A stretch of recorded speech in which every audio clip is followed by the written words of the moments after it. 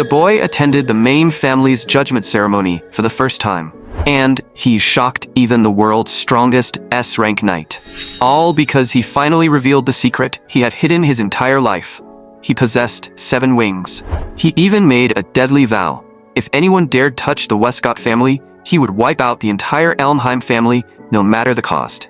Even the boy's father was stunned by what he had just done. Even the #1 powerhouse in the world couldn't suppress his battle instinct, eager to test him personally. What none of them knew was that this so-called world's strongest man had been Astor's most respected father in his previous life. The father who preached justice in public had secretly thrown Astor away like a disposable pawn. Astor dragged his ruined body forward for one reason only: to get an answer. But his father's answer was merciless. The best fate for a wingless one was to be used as bait. Wingless was the disgrace Astor had carried his whole life. He was raised in Elmheim Manor, the most elite family on the continent. But from the very beginning, Astor had been unable to use magic at all. His father, Roderick, the head of the family, was the only 7-winged mage on the continent. The number of wings on a mage's back determined the level of their power. Since Astor couldn't use magic, all he could do was train his body to the limit. For 20 straight years, he never slacked off for even a single day, even while the other heirs mocked him as the wingless one. Astor still never let up, doing everything he was told, without fail. That lasted until the day his father ordered him to take command of the Eastern Army and launch a strike to the north. But along the carefully planned route, countless enemies had already been lying in ambush. He had trusted and followed his father for years, never imagining he would end up as nothing more than a sacrifice. It was only then that his father finally told him the truth.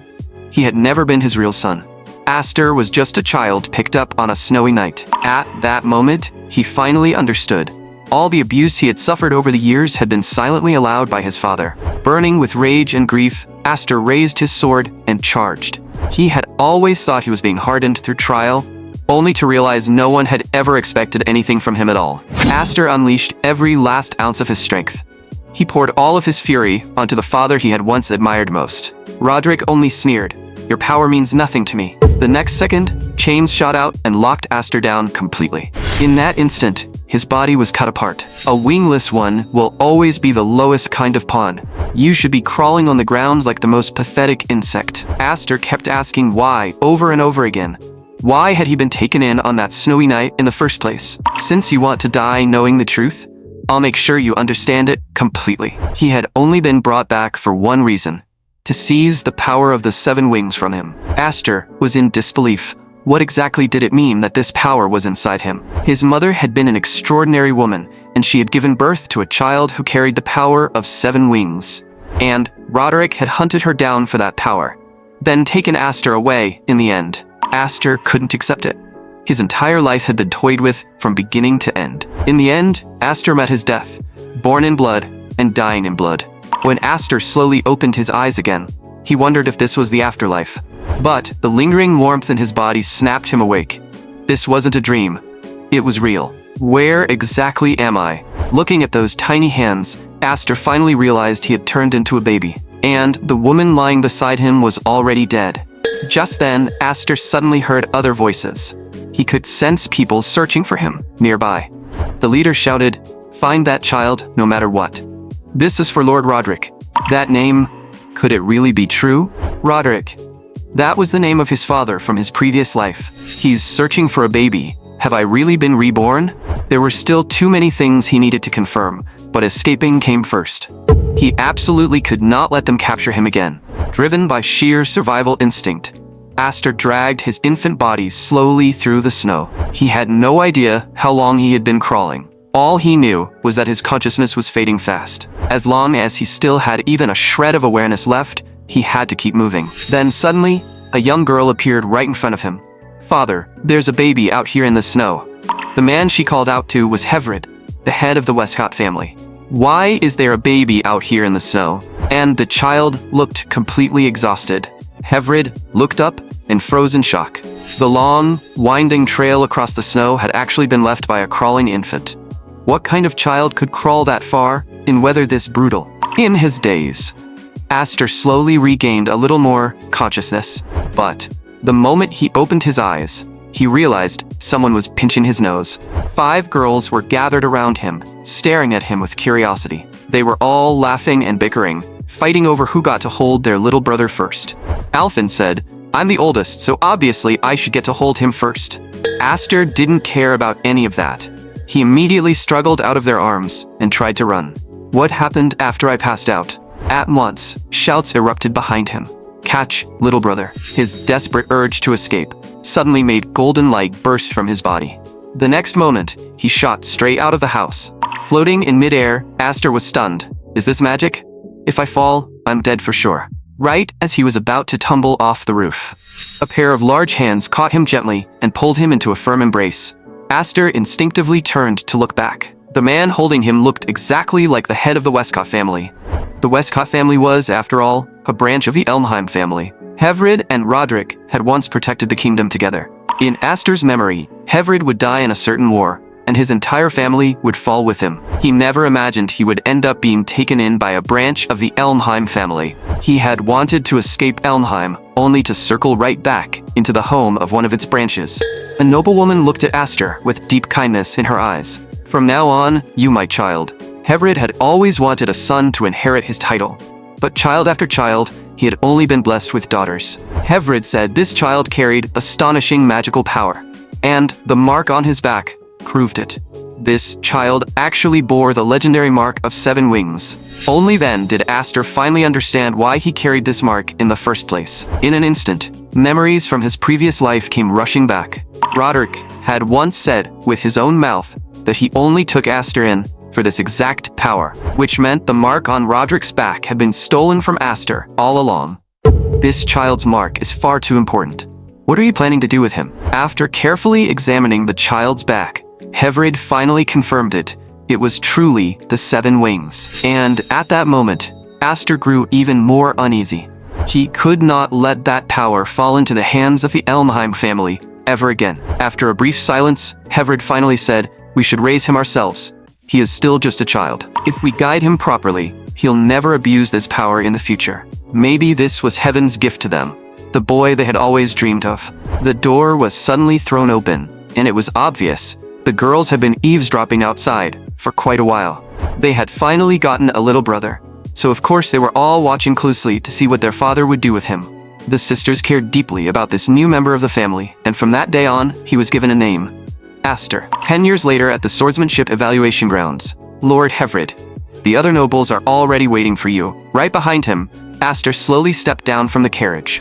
This was his first time accompanying his sister to the swordsmanship evaluation. The evaluation was a grand gathering organized by the Elmheim family. Every branch family sent their eligible young heirs, making it a brutal stage where the next generation displayed their strength. The moment the Westcott family arrived, they became the center of ridicule. People whispered behind their backs, mocking the Westcotts for having no true heir and resorting to adopting a child of unknown origin. In the eyes of these so-called elites, what the Westcotts had done was a complete stain on Elmheim's name. And to them, Aster was the most embarrassing fake of all. "Aster, don't mind those stares. That's just the position our family is in right now. Father, Alfin, I'm not so fragile that a few nasty words would get to me. I brought you here today so you could see reality with your own eyes. Aster, does a family like this disappoint you? Not at all. I just think their arrogance is nothing more than the bluster of the weak." Hevrid burst out laughing. "That's my son. In his previous life, Aster had come here too. But back then, all that greeted him was endless humiliation. This time was different. He had returned carrying the mark of 7 wings, and this time, he was going to make these people pay. Following his father, he walked straight into the inner grounds. So that's the adopted son of the Westcott family? From the shadows, 2 scornful gazes locked onto Aster. Aster sensed the malicious stare and slowly turned his head. In his previous life, he had died by their hands. On the arena stage inside, the atmosphere had already reached a fever pitch. Geniuses and trainees clashed in brutal duels. It was the perfect stage for the great families to measure each other's power. "Aster, this place is way too loud. No wonder my other 2 sisters refused to come at all." Aster stared at the arena and slowly fell into thought. All the humiliations of his past life began surfacing one by one in his mind. "Aster, what's wrong? Maybe it's just because this is my first time at a place like this. I'm a little tense. Aster, stay here with your sister. I have to attend the nobles' meeting." Take care of her. Alphen immediately looked annoyed. Father, I'm the older sister. Since when does the little brother take care of the big sister? Hevrid smiled. Aster, there are plenty of people your age here. You could try making a few friends, but remember one thing. You must never reveal the secret of your 7 wings. After giving that warning, he turned and left the arena. At the same time, the people around them noticed the two had been left on their own. Aster had no intention of socializing. To him, dealing with people was nothing but a burden. Then suddenly, Aster spotted his target. Sister, I'm going over there to have a chat with some friends. On a sofa not far away, 2 young men sat, surrounded by a crowd. So you are the Westcott family's adopted son? What exactly do you want? You must be the Dulles brothers from the main house. I'm from a branch family. I just came over to greet you properly. Greet us. The other side let out a sneer. How ridiculous.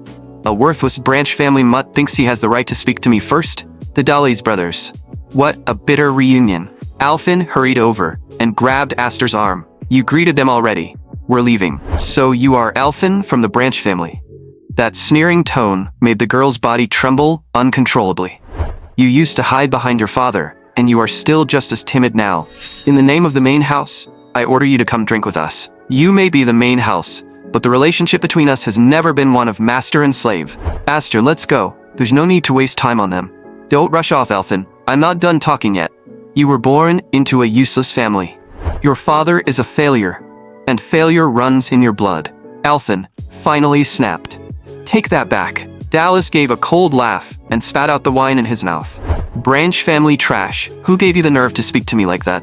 In front of us, you'd better learn what humility means. Seeing his sister humiliated, Aster silently clenched his fist. He casually took a bottle of red wine from one of the bystanders. Sister Alphen, leave this to me. He tossed the bottle over. Consider this my apology toast. Dallas instinctively reached out and caught it. In that split second, Aster shattered the glass. Red wine splashed all over the man in an instant. Aster, his expression stayed cold, as if he had just done something utterly trivial. So, are you satisfied with that drink? If not, I can always pour you a few more. Meanwhile, a servant slammed open the meeting hall doors, shouting in panic. Can't you see we're in the middle of a meeting? What's the panic? The children from the main house and the branch house, they're about to fight. What exactly happened? Hevrid's expression changed instantly, and he hurried toward the arena. Father, Aster is going to duel someone from the main house because of me. By then, the arena had already been packed tight. Not a single gap remained. Hevrid, don't be so tense. A little sparring between kids is perfectly normal. An adopted piece of trash dares challenge the dignity of the main house? A faint glow of magic slowly appeared on the back of Dallas's hand. The crowd instantly burst into shocked cries. That's the 4-wing mark. No wonder he's a genius of the main house. Surrounded by all that praise, Dallas sneered. Show me your mark, branch family trash. Don't tell me you're already too scared to move. The way you love showing off is honestly embarrassing. I'm not nearly as desperate for attention as you are. You want to die? Fine. I'll make you pay for that. Both of them took their battle stances at the same time. Dallas could hardly wait to cripple Aster right then and there. Weren't you acting pretty arrogant just a second ago? Why are you only defending now? From just a simple clash, Aster's arm went numb. The power of the 4-wing mark truly wasn't something to underestimate. Why did that smile disappear? Can't even talk anymore, now that I'm crushing you? Dallas's sword grew faster and faster, his attacks surging like a tidal wave, leaving Aster almost no room to move. It's built for extreme speed, but the power behind it is noticeably hollow. By now, Dallas was completely intoxicated by the thrill of certain victory. In his eyes, Aster was already trapped, with nowhere left to run, and no strength left to fight back. He decided to end this farce in the fastest way possible. Dallas leapt into the air and poured all of his magic into one devastating strike. The entire crowd held its breath at once. Everyone knew the winner would be decided in this very moment. But the attack that should have sealed the win was blocked by Aster with shocking ease. Dallas was horrified. Why is it that no matter how much force I use, he takes it head-on? Only then did Aster finally speak. You've disappointed me more than I expected. With nothing more than a casual swing of his sword, he blasted Dallas straight back. I was planning to test your strength a little longer, but now I can see there's no point. Aster's sword moved slowly and almost lazily, yet every strike left Dallas feeling completely overwhelmed. His attacks looked unhurried, but each blow landed with the weight of a mountain. Even one of the top knights watching nearby couldn't hide his surprise. Now this kid is interesting. No one had expected a genius from the main house with a 4-wing mark to be completely suppressed by an adopted child from a branch family. More importantly, the magic radiating from Aster was enough to make people feel fear on instinct alone. Is this really the kind of strength a branch family child should have? Dallas's face was now filled with pure fear. I have 4 wings. How could I lose to trash like you? Aster said nothing. He only stared at him with icy eyes, and the magic gathering in his hand unconsciously intensified again. It swelled like a raging tidal wave, growing more violent with every passing second. Off to the side, Hevrid's palms were slick with sweat. I absolutely cannot let him lose control again. 3 years earlier, Aster's magic had already gone out of control once before. Back then, even Hevrid himself had felt a trace of fear facing him. It was the first time he had ever witnessed what it looked like when 7-wing magic ran wild. Fortunately, Aster had still been too young then, and Hevrid had barely managed to force it back under control. But now, the signs were appearing again. Aster's magic was on the verge of going berserk once more. In Aster's mind, flashes of his own brutal murder from his previous life kept surfacing.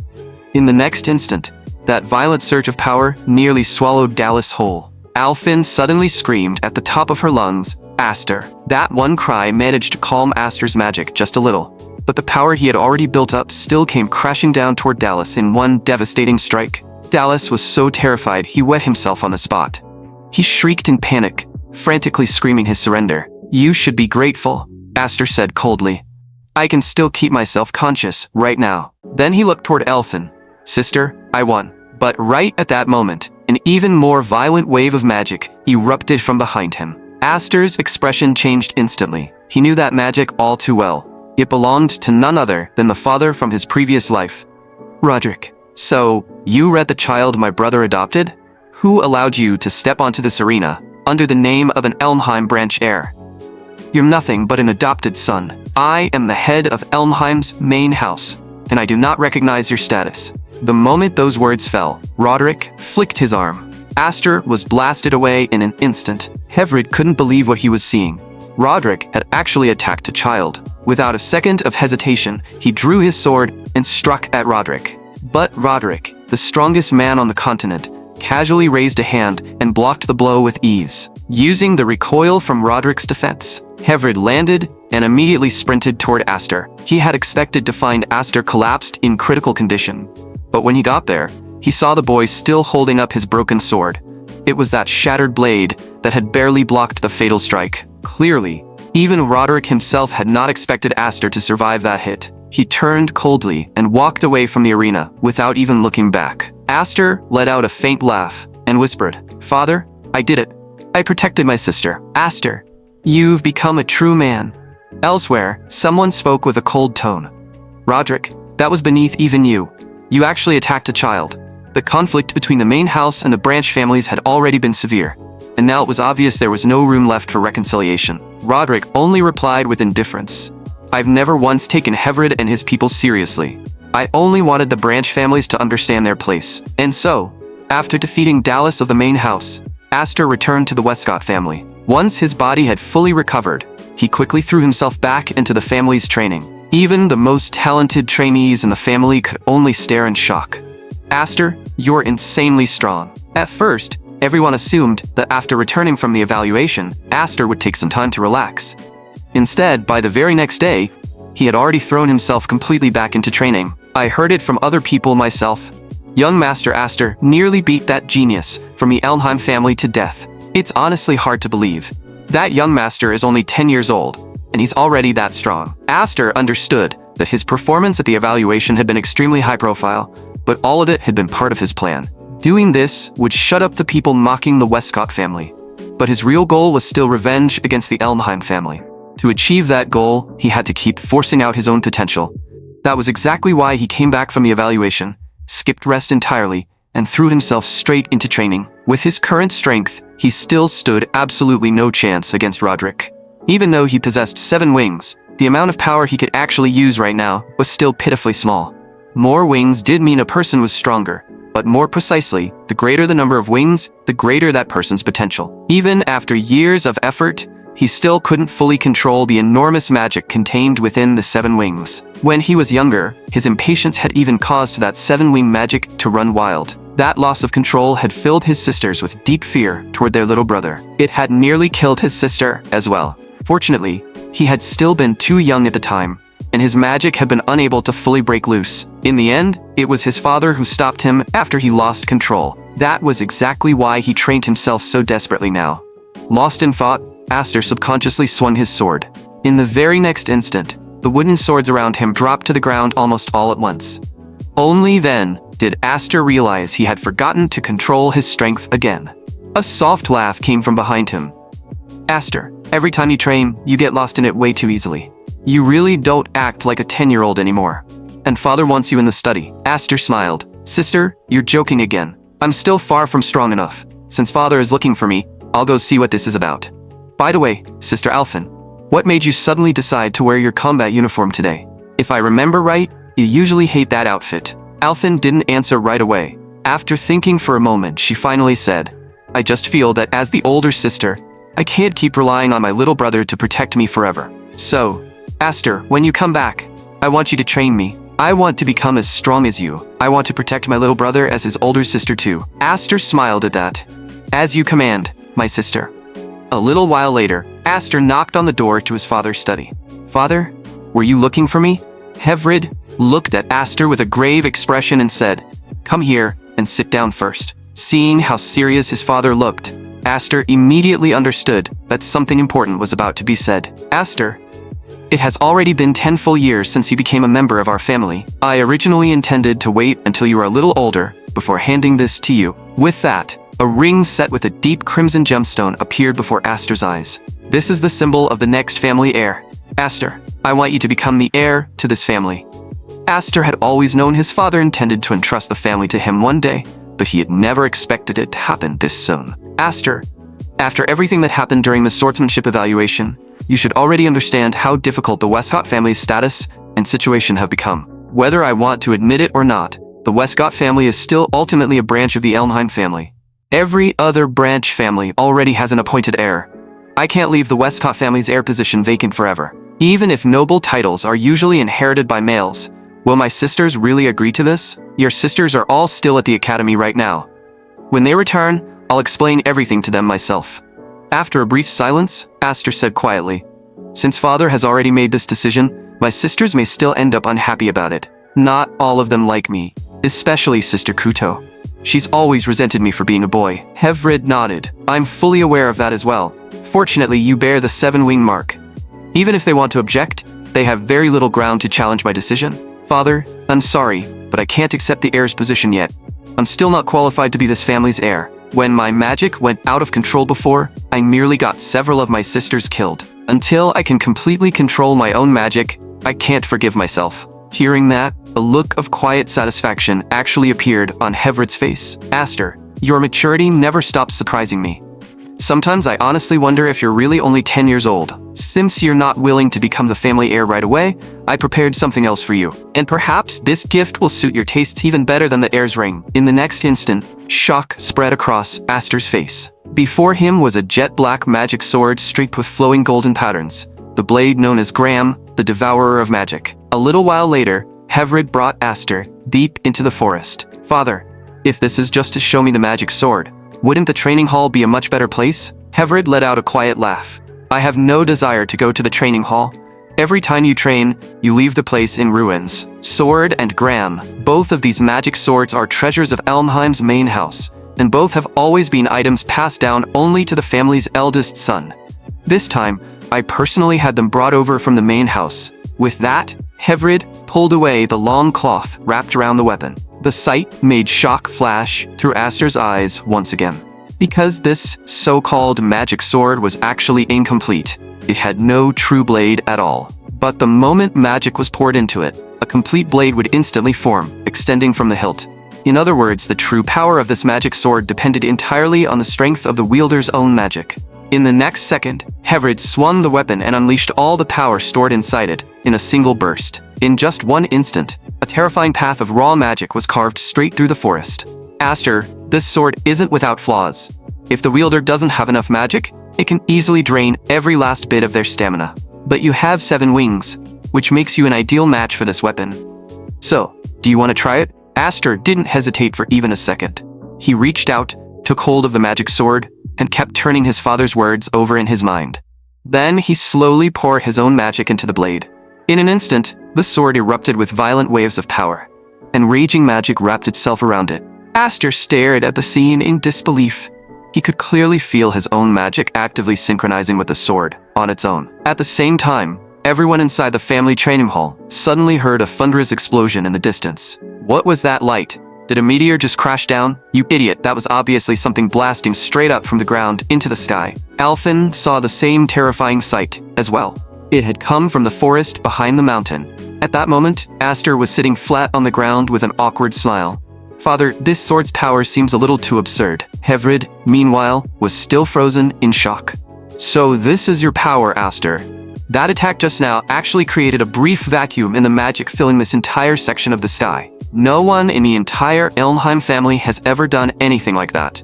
In all of our family's history, you are the first 7-wing bearer to truly wield this magic sword. Once you fully master this power, Aster, you may very well surpass even my brother Roderick. But Aster felt no joy at his father's praise, because he knew better than anyone that Roderick's true strength went far beyond what people could see on the surface. Before I completely master the sword's power, I have to hide everything. The moment others learn that I bear the 7-wing mark, I will face endless jealousy and hatred. Some people might even try to eliminate me in the shadows. Aster, get up. While I can still protect you, master this power as quickly as you can. Aster understood perfectly well. To prevent the tragedy of his previous life from repeating itself, I have to grow stronger as soon as possible. Father, thank you. I'll master the power of the 7 wings as quickly as I can and protect this family. 3 days later, their mother welcomed the 2 daughters home with a warm smile. Father, Mother, your daughter Kuto has returned, and Sister Mafa has returned as well. After saying that, Kuto even gave an exaggerated little cough. My lovely little sisters, your big sister is finally back. You missed me, didn't you? But everyone walked right past Kuto and instead shouted, "Welcome home, Sister Mafa. You heartless little brats. I'm back, and you can't even give me a hug."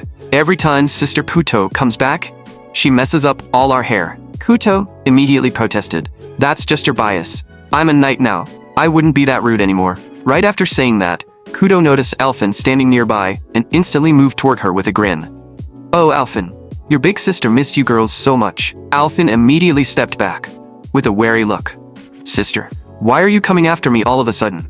Didn't you just say you wouldn't mess up my hair anymore? Mafa glanced around and asked softly, Where's Aster? The moment she asked, Hevrid showed a hesitant expression, and Kuto's previously cheerful face turned cold at once. Meanwhile, in the forest behind the mountain, violent magic was still pouring out nonstop.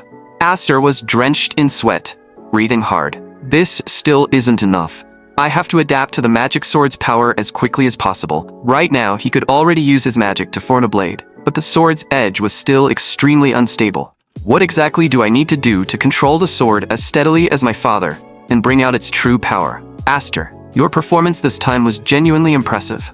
The voice belonged to Sister Kuto. Aster froze for a moment and quickly turned around. Sister Kuto? When did you get back?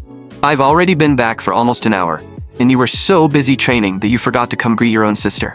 Aster, did you really lose track of time because of training? Or did you simply not care enough to come greet us? I heard all about what you did at the swordsmanship evaluation back at the Knight Academy. Aster immediately lowered his voice and replied, I'm very sorry. I lost track of time.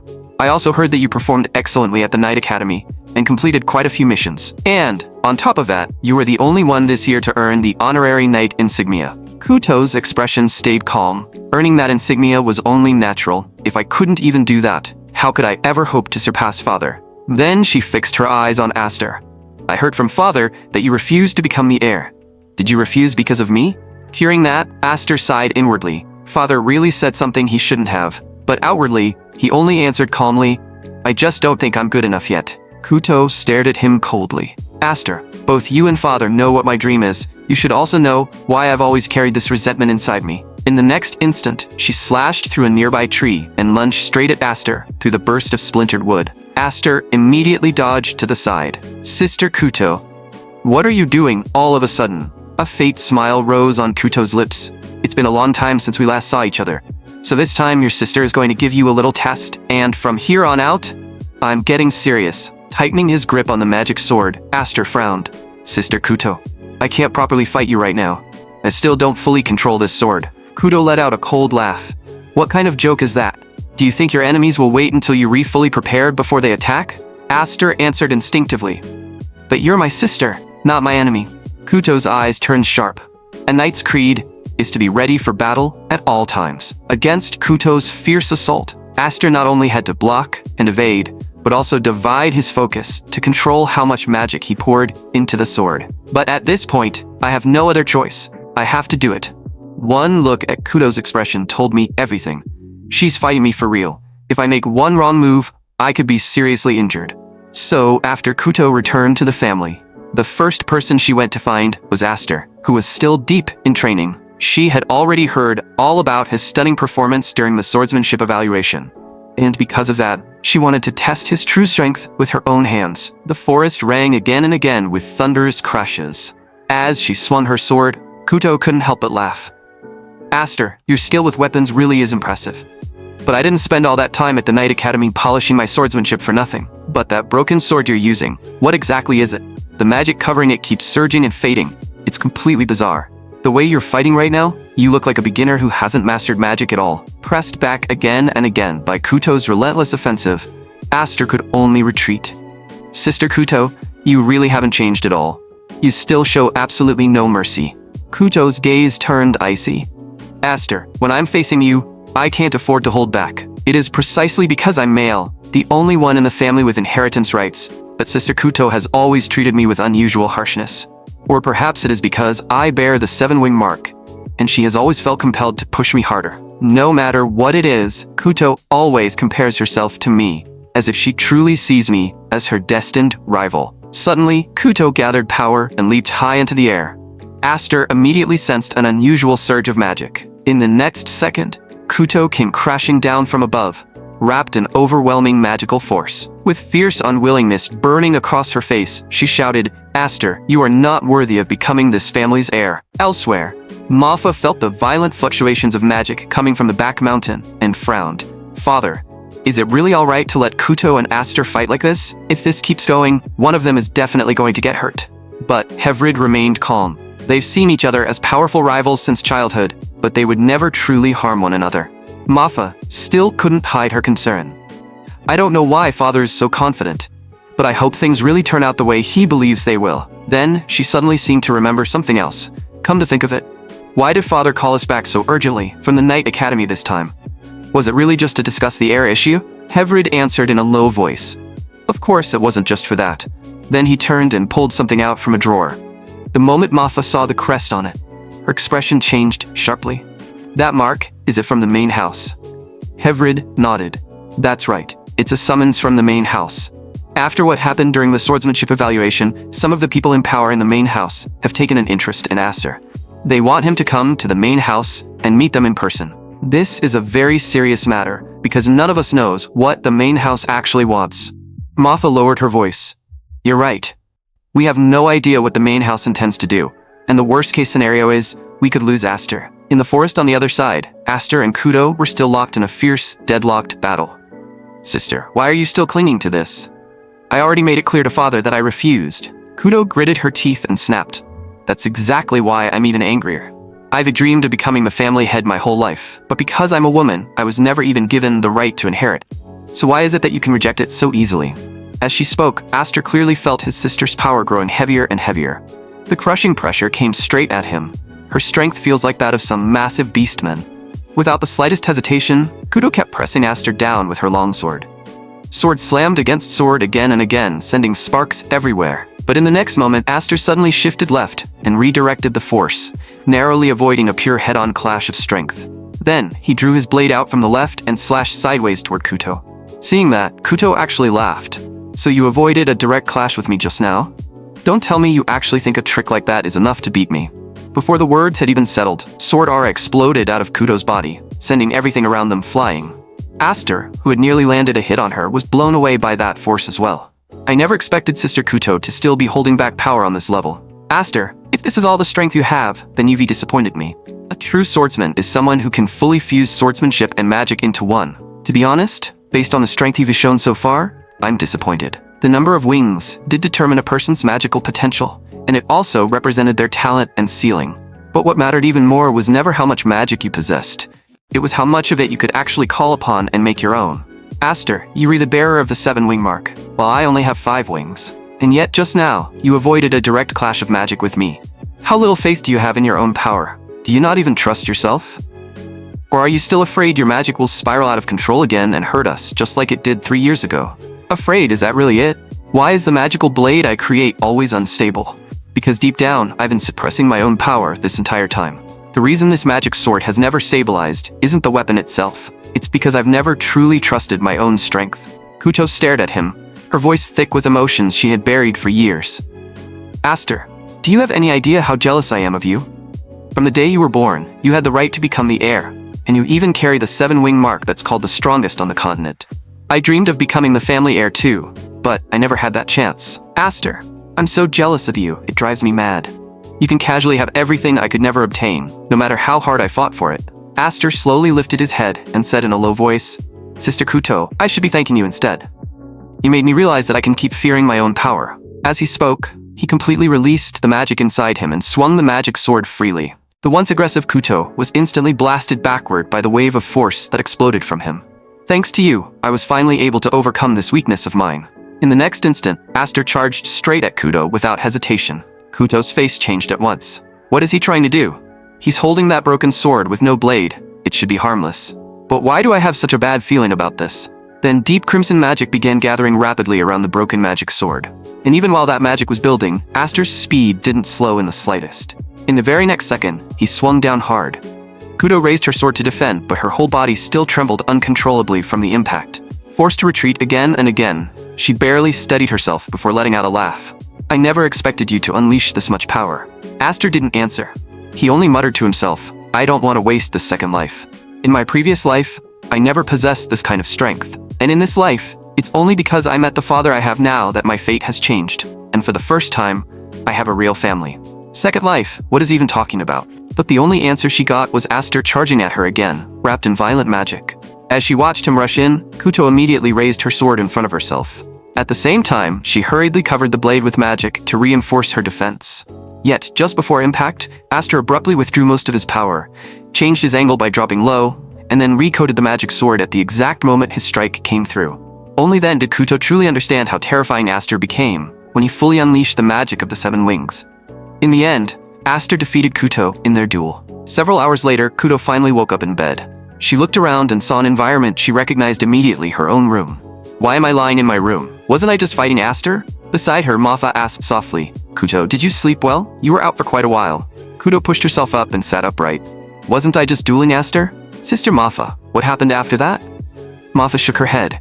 Even if you ask me, I don't know the full details. All I know is that Aster said you suddenly fell asleep in the middle of the duel. He also told me that you were probably just exhausted from the trip home. I lost. I only remember that, at the final moment, Aster's attack was just about to crash straight into me. But right before it landed, he cancelled most of the magic coating his sword. Even so, a small portion of the remaining force still struck me. Thinking about it now, Aster is my younger brother. No matter what happens, there's no way he would truly try to kill me. And yet, when I recall the aura that burst out of him earlier, that terrifying killing intent was definitely real. Even though he's several years younger than me, he has truly grown into a younger brother I can rely on. In the next moment, Kuto grabbed her sword. Sister Mafa, where is Aster right now? I'm fighting him again. I'm not about to accept losing to him that easily. This time, I'll go all out from the very start. Mafa looked at her and said softly, if you were looking for Aster, he's already left the family. Shock flashed across Kuto's face. What do you mean he's already left the family? You didn't know? Aster received a summons from Elmheim's main house, and father already took him there. The moment she heard that, deep frustration rose on Kuto's face. No one told me a thing about this. Meanwhile, inside the carriage heading toward the main house, I already know that the main house probably took notice of me because of what happened during the swordsmanship evaluation. Hevrid glanced at him. Aster, are you nervous? The ones who summoned you this time are the leaders of the Elder Council of the main house. All of them come from the Shadow Realm. Within the Elmheim family, aside from the heads of the major branch families, there is also a central power structure formed by the Elder Council. Most of the elders have already retired, but their influence is still enormous. In the 10 years since I adopted you, the main house never showed the slightest interest in you. But the moment the swordsmanship evaluation ended, they summoned you immediately. Aster answered calmly, "Is it because I humiliated one of the main house prodigies during the evaluation? I've heard the leaders of the main house care more about the main house honor than they do about their own lives. And any child who stains that honor gets secretly thrown into cages by the elders and fed to beasts." Hevrid was visibly startled. "Aster, where exactly did you hear things like that?" Seeing that, Aster immediately shifted the topic. "In any case, I'm already prepared to be punished. At the very least, I've long since prepared myself for the possibility of being exiled from the family." Hevrid said in a low voice, "Aster, as long as I'm here, I won't let the main house punish you so easily." But Aster shook his head.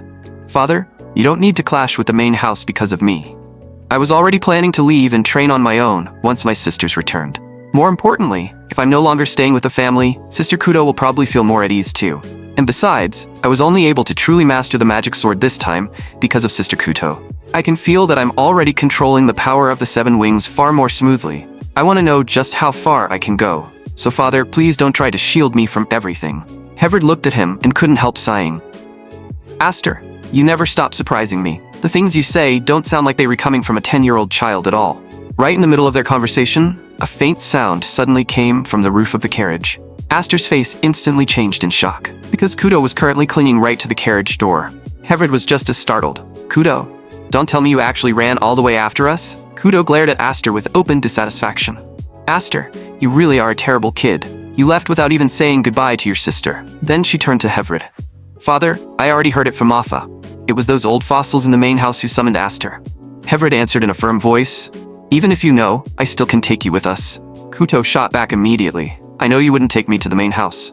The whole reason you suddenly called us back from the Night Corps was to stop things from spiraling into something unpredictable. And the fact that you summoned us back so urgently only proves that this matter is serious, doesn't it? Sister Mafa already told me. Once Aster enters the main house this time, there's a chance he may never come back." Sitting beside them, Aster let out a soft laugh. "Sister Mafa is exaggerating. I'm just going to the main house for a visit." But Kudo kept staring at him. "Aster, promise me you'll come back. To me, you're the younger brother I've acknowledged more than anyone. And you really are the one most qualified to become the family head. I hate you, Aster. You're obviously my younger brother, and yet every time you act like you're the one trying to protect all of us. But there's still something I have to tell you. No matter how strong you are, no matter how mature you seem, you are still our little brother. You will always be one of the people I treasure most." Hearing that, even Hevrid felt a quiet wave of relief in his heart. Taking a deep breath, Kuto said to Aster, "I'll be waiting for you back at the Westcott family estate. I still want our duel to continue. I absolutely refuse to let you beat me once and then run away. Aster, I'll be waiting for you." Only after saying that did Kuto finally turn and leave the carriage. Aster stayed silent for a moment before murmuring, "She ran all the way here, just to say that?" Hevrid gave a faint smile. "Your sister has always cared about you a great deal." Aster's eyes softened slightly. "In this life, I truly have the best family I could ask for."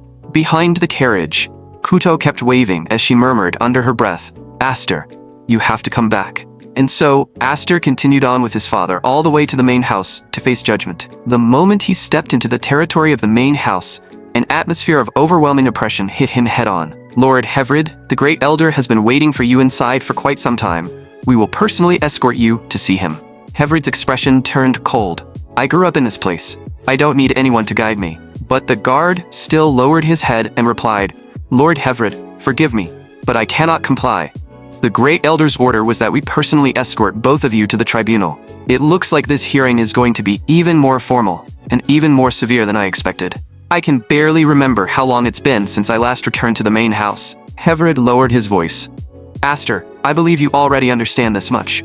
This judgment will be harsher than either of us imagined. No matter what they say, stay calm." Aster looked up at him. "Father, when you say they, who exactly do you mean?" Hevrid answered in a deep voice. "The Great Elder we're about to meet is the 6th family head of the Elmheim line, my father and your grandfather." Even as they walked, Aster's eyes drifted instinctively toward the training grounds not far away. Among the people training there, he didn't spot Dallas anywhere. Most likely the injury to his arm still hadn't healed enough for him to train. "Aster, Are you listening? Hevred's voice yanked him back to the present. Turning his head, Aster saw his father handing his sword over to the guards. Left with no choice, Aster handed over the magic sword as well and quietly said, "Father, I promised my sister I would make it back safely." Then the doors to the tribunal slowly began to open. In an instant, the nearly solid crushing atmosphere inside that chamber made it hard to breathe. The moment the two of them stepped into the tribunal, a low, emotionless voice echoed from not far away. "Hevred, it's been more than 10 years since you last came here. My grandson, Hevred." Hevred's expression did not change. "You are correct, grandfather." The man speaking was none other than the great elder of the Elmheim family, the former 6th head of the main house. Aster knew better than anyone that this man was the true master of the darkness behind the main house. For the sake of so-called family honor, he valued that honor more than his own life. The 6th family head, Zenis. The others seated within the tribunal were all representatives of the most powerful vassal factions under the Elmheim family. Aster even recognized several faces he had already seen during the swordsmanship evaluation. But after scanning the room, he still could not find any trace of Roderick. As if he had read Aster's thoughts, Zenis spoke coldly. "Are you looking for Roderick? He is not attending this tribunal. Roderick serves within the Royal Knights. He has no time to waste on a trivial matter like this. So this time, we old men will handle this burden for him." The fact that Roderick was absent matched Aster's expectations exactly. Even in his previous life, he had barely ever truly seen the man he had once called father. But that only made one thing clearer. Despite the current family head not even being present, Zenis could still summon this many senior figures. That meant the great elder's influence inside the main house was even more terrifying than Aster had imagined. Hevred raised his eyes and asked in a grave voice, "Grandfather, what exactly is this trivial matter you referred to?" Zenis stared down at him. "You know very well what I mean. The disturbance your child, Aster, caused during the swordsmanship evaluation." Just as expected, they really were using the evaluation incident as the pretext to make their move. Hevred immediately replied, "Grandfather, Roderick should already have handled that matter personally. Besides, it was nothing more than a clash between children." The moment he finished speaking, voices rose all around the chamber. Even if it was only a clash between children, the Elmheim family's reputation was still stained because of it. "Hevred, we have no objection to your adopting a child, but he should never have humiliated the main house. The boy must be exiled, and as his guardian you must be punished as well." Aster snapped back at once. "Everything that happened during the swordsmanship evaluation was caused by me alone. My father knew nothing about it, and he had no chance to stop me." But Hevred only shook his head slightly, warning Aster with his eyes not to speak any further. Aster's heart filled with confusion. Why was his father still holding back at a time like this? Then a cold voice cut down from above. "Aster, you are utterly lacking in manners. The child has no right to interfere in the conversation of those above him. The honor of the Elmheim family is not something anyone is allowed to trample. The 12,000 finest knights under this family exist for one reason alone, to defend that honor. And every single vassal family seated here dreams of the day the Elmheim family is dragged down from its throne. You may not say it aloud, but we all know the truth. No matter who you are, everyone wants to become the kingdom's supreme family. So, if you intend to wash away the disgrace you brought upon us, then you must prove it." In the next moment, a sword was placed directly in front of Hevred. "Prove that your son will never again dare stain the family's honor." Zenis's voice remained utterly cold. "You should remember what your younger brother Roderick did when he once failed to protect the family's honor. That right hand of yours was cut off by Roderick in this very room. Now I want you to do the same. In this room, with your own hands, sever one of your child's arms. If you do, then the crime he committed will be forgiven." In an instant, the air in the entire tribunal became unbearably heavy. Hevred stared at that sword and spoke one word at a time. "I will never do such a thing. Aster is my child. I cannot raise my hand against my own son like that." Zenis showed no surprise whatsoever at Hevred's answer. He simply tapped the floor with his staff and said lightly, "If you refuse to harm your child, then let your wife, your other daughters, and the entire Westcott family vanish today instead." The second those words fell, the knights surrounding them exploded into motion and charged straight at father and son. It was obvious from their killing intent that they meant to slaughter the two of them on the spot. And yet, at that exact moment, Aster suddenly let out a cold laugh. "Zenis, you old bastard, what exactly are you so afraid of?" Clearly, Zenis had never expected Aster to dare speak to him like that in front of everyone. Aster continued in a sharp, icy voice. "Are you really that afraid the main house will be looked down on? That afraid it'll one day be overthrown? If all you want is to deal with us, then fine, we have no more objections.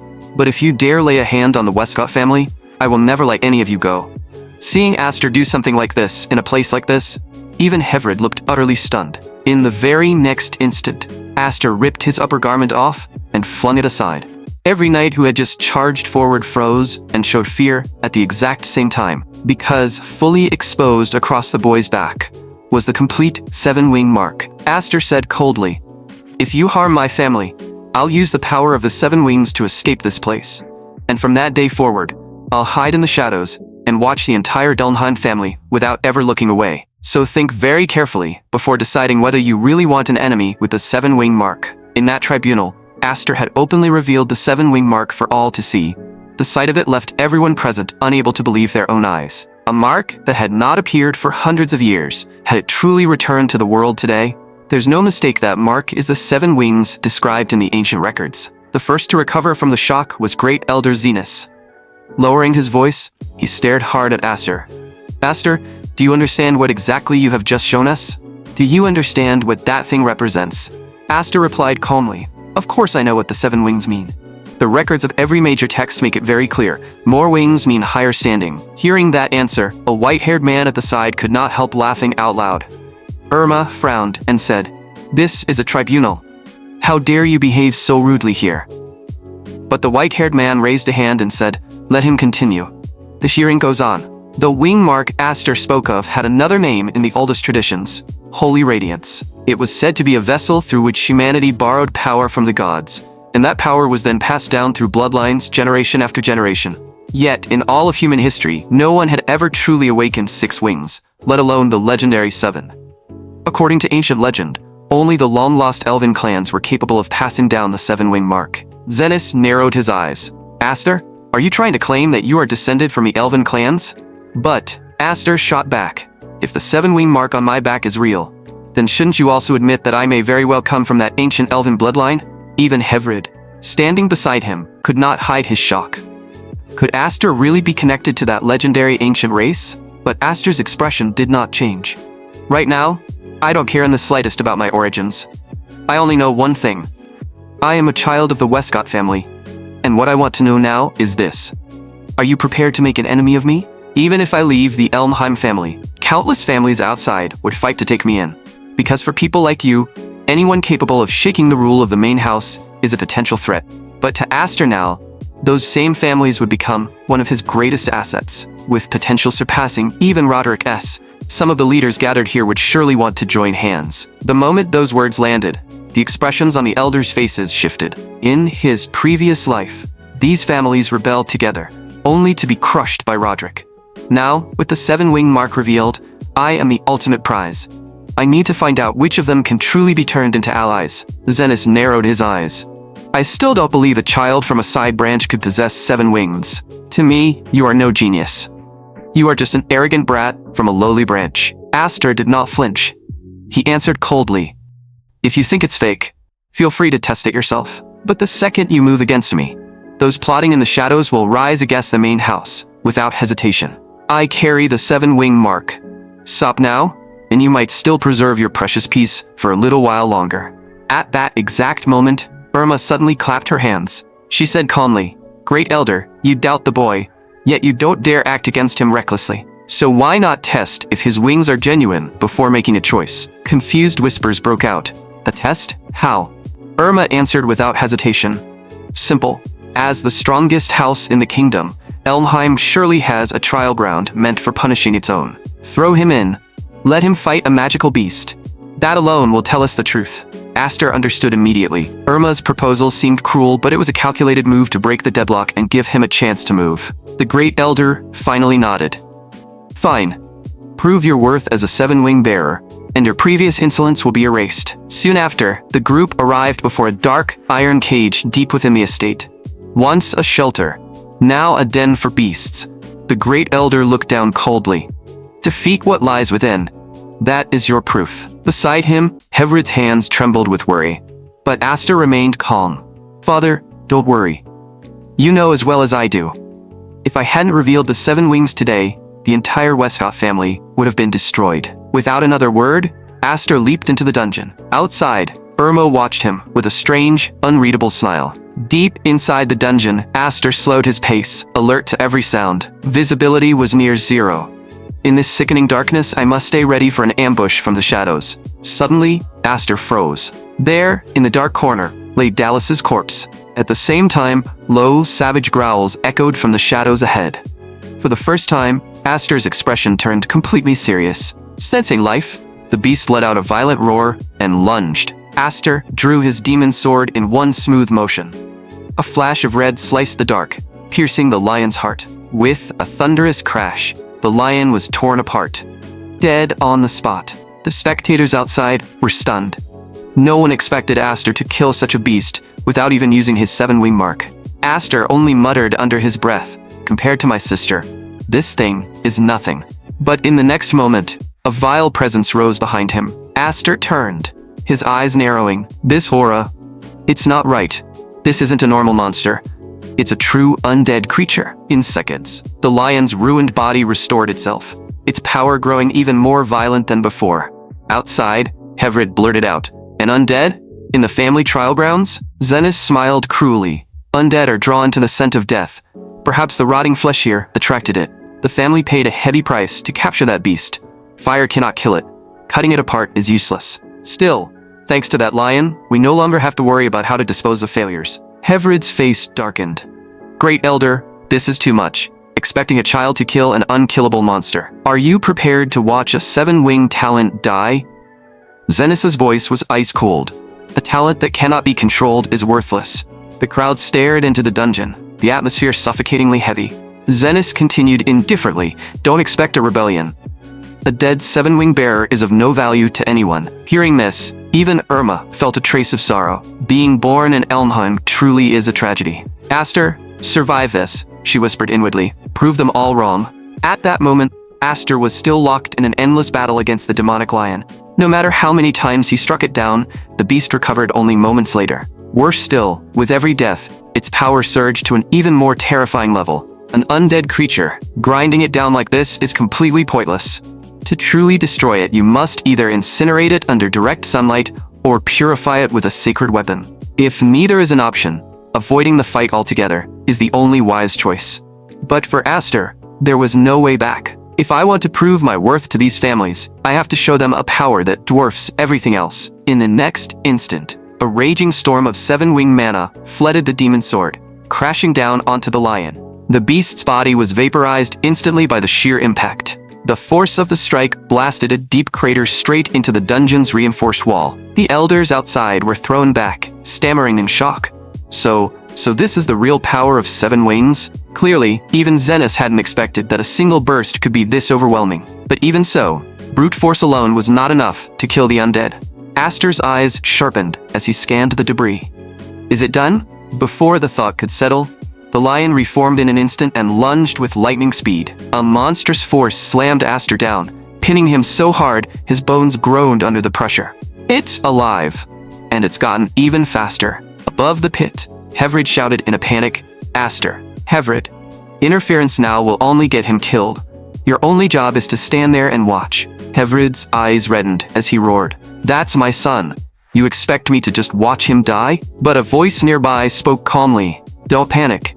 Look at his eyes. That's not the look of a boy who's given up." At that very moment, a confident smile curled on Aster's lips. "Perfect. Everything is going exactly as planned." In the next second, pale red flames began to flicker and burn across the lion's body. Aster poured more mana into the broken blade, the energy coiling and spiraling around the hilt with violent intensity. Then, without hesitation, he drove the sword straight into the lion's skull. A shriek so sharp it tore through the dungeon echoed, cold and terrifying. Aster sneered, "Did you really think I'd be stupid enough to waste my strength on the same move twice?" The sword, surging with 7-wing power, shredded the lion's head into fragments. Hevrid was left speechless by what he saw. That was the very technique he had recently taught the boy. But Aster had taken it further. He didn't just infuse mana, he had turned the entire space into a raging mana storm. Outside, an elder screamed, "The dungeon is collapsing. Move." "Great Elder, we have to leave. The whole structure is coming down." Zenis remained calm on the surface, but his mind was reeling. Is this truly what the seven-wing mark is capable of? Even as a child, he can unleash magic that rivals the end of the world. Even Aster himself was stunned. He knew the seven wings were strong, but not this irrationally powerful. Someone turned to Hevrid, their voice complex. Did you know he could do this? Is that why you were so calm? Hevrid could only shake his head bitterly. No, I had no idea. Aster's growth has gone far beyond my imagination. Irma smiled faintly from the side. So then, Great Elder, does this count as passing the test? No one dared answer. Every gaze turned toward the Great Elder. After a heavy silence, Zenith spoke. Everyone has witnessed it. Aster has completed the trial. I have no reason to make things difficult for him any longer. Hearing the acknowledgement, the tension in the air finally began to dissipate. Deep in the dungeon, Aster slowly rose. I heard you. Loud and clear. But before we continue, could someone throw down a ladder? I don't have the strength left to climb back up those chains. Back in the hall, Zenith fixed his gaze on Aster. Are you certain you want to refuse? Rejecting the main house's tutelage is a decision you will regret. Aster answered calmly. Great Elder, I have no interest in the succession. Staying here would only make me a target for the other heirs. I just want to stay quietly with the Westcotts. Zenith muttered. Your humility is genuine, but I see it in your eyes. Something deeply suppressed. You harbor hostility toward the Elmheims. More precisely, you resent Roderick.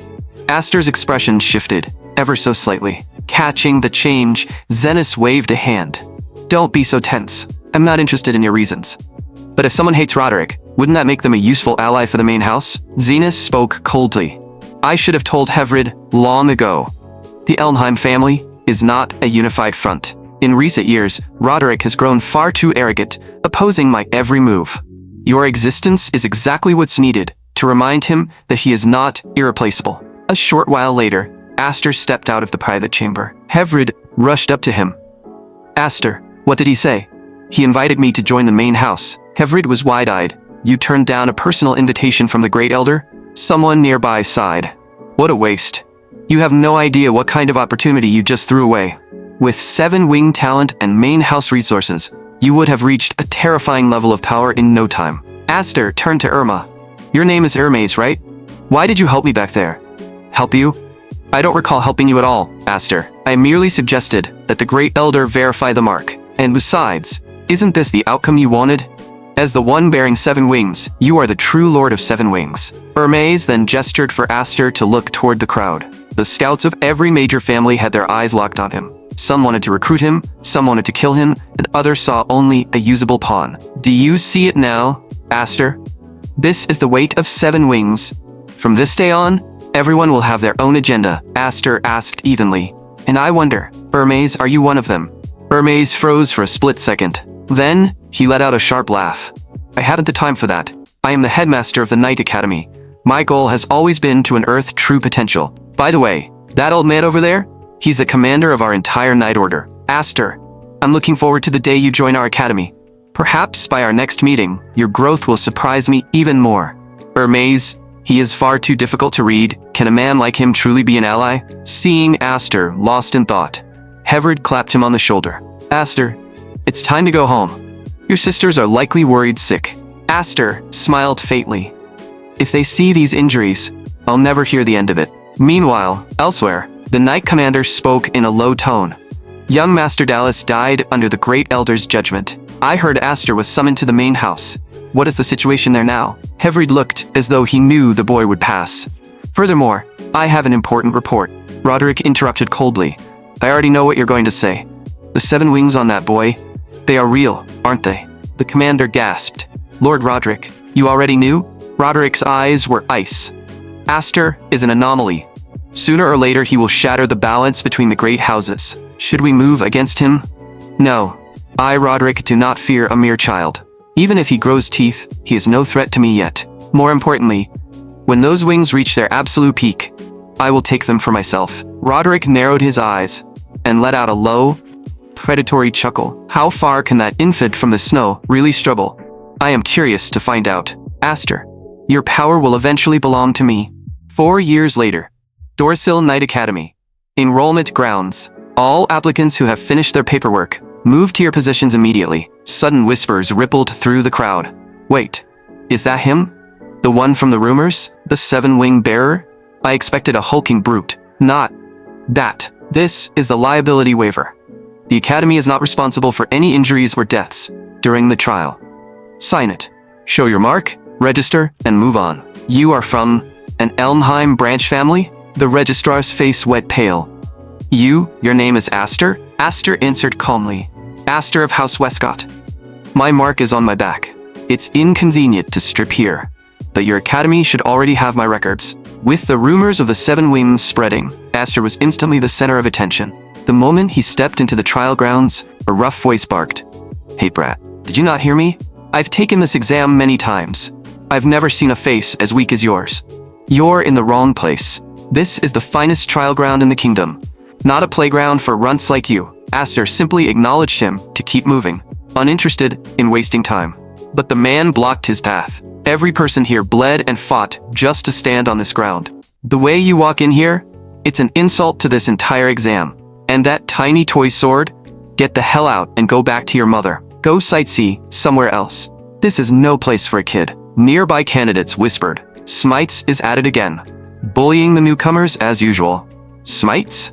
Someone like him doesn't even deserve the right to make me draw my sword. Just then, a voice dripping with amusement cut in. Well, if it isn't the genius from our branch line, Aster. Aster turned to meet the gaze of a slightly arrogant face. Cousin, it's been a while. I'm Gurion of the main house. Since no one told me your birth date, I took the liberty. Aster replied evenly. So, it's you, Gurion. As for Dallas, I didn't expect it to end that way either. Gurion shrugged indifferently. Don't dwell on it. A failure has no place in the main house anyway. Besides, Dallas was a nuisance, even to us. I know all about your wings, but don't think for a second that makes us in the main house weak. Once you enter the trial grounds, no one will be there to shield you. Smites stood to the side, cold sweat pouring down his back. He finally realized he had just kicked a fight with a monster. He wanted absolutely nothing to do with this internal family feud. He forced an obsequious smile. I was blind, my lord. I had no idea you were in Elmheim. Aster smiled faintly. I don't care for that title. Listen closely. I am Aster, heir to House Westcott. A short while later, at the first examination site, the proctor stood at the front, his voice booming. We are the strongest knights. Our duty is to die for this nation. If you're still taking this lightly, leave now. This isn't just an exam. It's a trial where you wager your life. If no one is withdrawing, then the first round begins now. Finally, I've made it here. In my previous life, I had no magic and no right to stand in this place. This excitement, it's making my body tremble. From this moment on, I truly enter the world of the powerful. Right now, the strongest man in the entire Royal Knight Order was Roderick. I will catch up to him soon and drag him down from that throne with my own hands. To make that happen, the first step is surviving this trial. Suddenly, the chief examiner roared. The test begins now. Above them, concealed mechanisms snapped open. In a single instant, a lethal volley of arrows rained down, tearing straight through the vanguard of the candidates. Panic erupted. This was an exam? They were slaughtering the applicants from the very first second. As the iron rain continued to pour, a deep voice echoed across the bloody field. This is the first test. The last man breathing is the winner. Pure terror gripped the crowd as the arrows acted as the Reaper's scythe, cutting down lives without mercy. In the blink of an eye, the grounds were carpeted with corpses. Only then did the reality set in. This was why the Royal Knight Order was hailed as the absolute strongest. A few veterans immediately formed defensive circles, fighting back to back to survive the onslaught. What the examiners detested most wasn't failure. They sought the truly strong, those who could stand beneath a storm of death and remain utterly composed. The chief examiner's gaze locked onto Aster. Since the trial began, the boy hadn't moved a single inch. Smites stared from afar in disbelief. Had the kid gone completely catatonic with fear? Gurion sneered inwardly. If you die here, it saves me the trouble of doing it myself. Yet, under the bewildered stares of the survivors, Aster slowly raised his hand and gripped the hilt of his demon sword. Without even glancing at the sky, he released the most fundamental pulse of magical pressure. With a thunderous boom, a violent cyclone of mana erupted, instantly shredding every incoming arrow into fine dust. The self-proclaimed geniuses surrounding him were struck entirely dumb.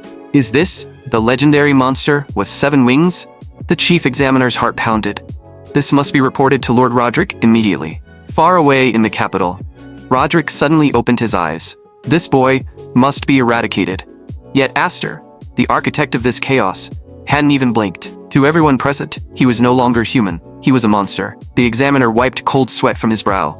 To manipulate the airflow so flawlessly requires a terrifying level of microcontrol over mana. But he has created a massive headache. Thanks to that stunt, far too many survived. The examiner coldly surveyed the survivors, quickly dismissing the thought. Those who got lucky here would just die in the next round anyway. He looked at the panting candidates and commanded, "There is no rest. Proceed to the second testing ground."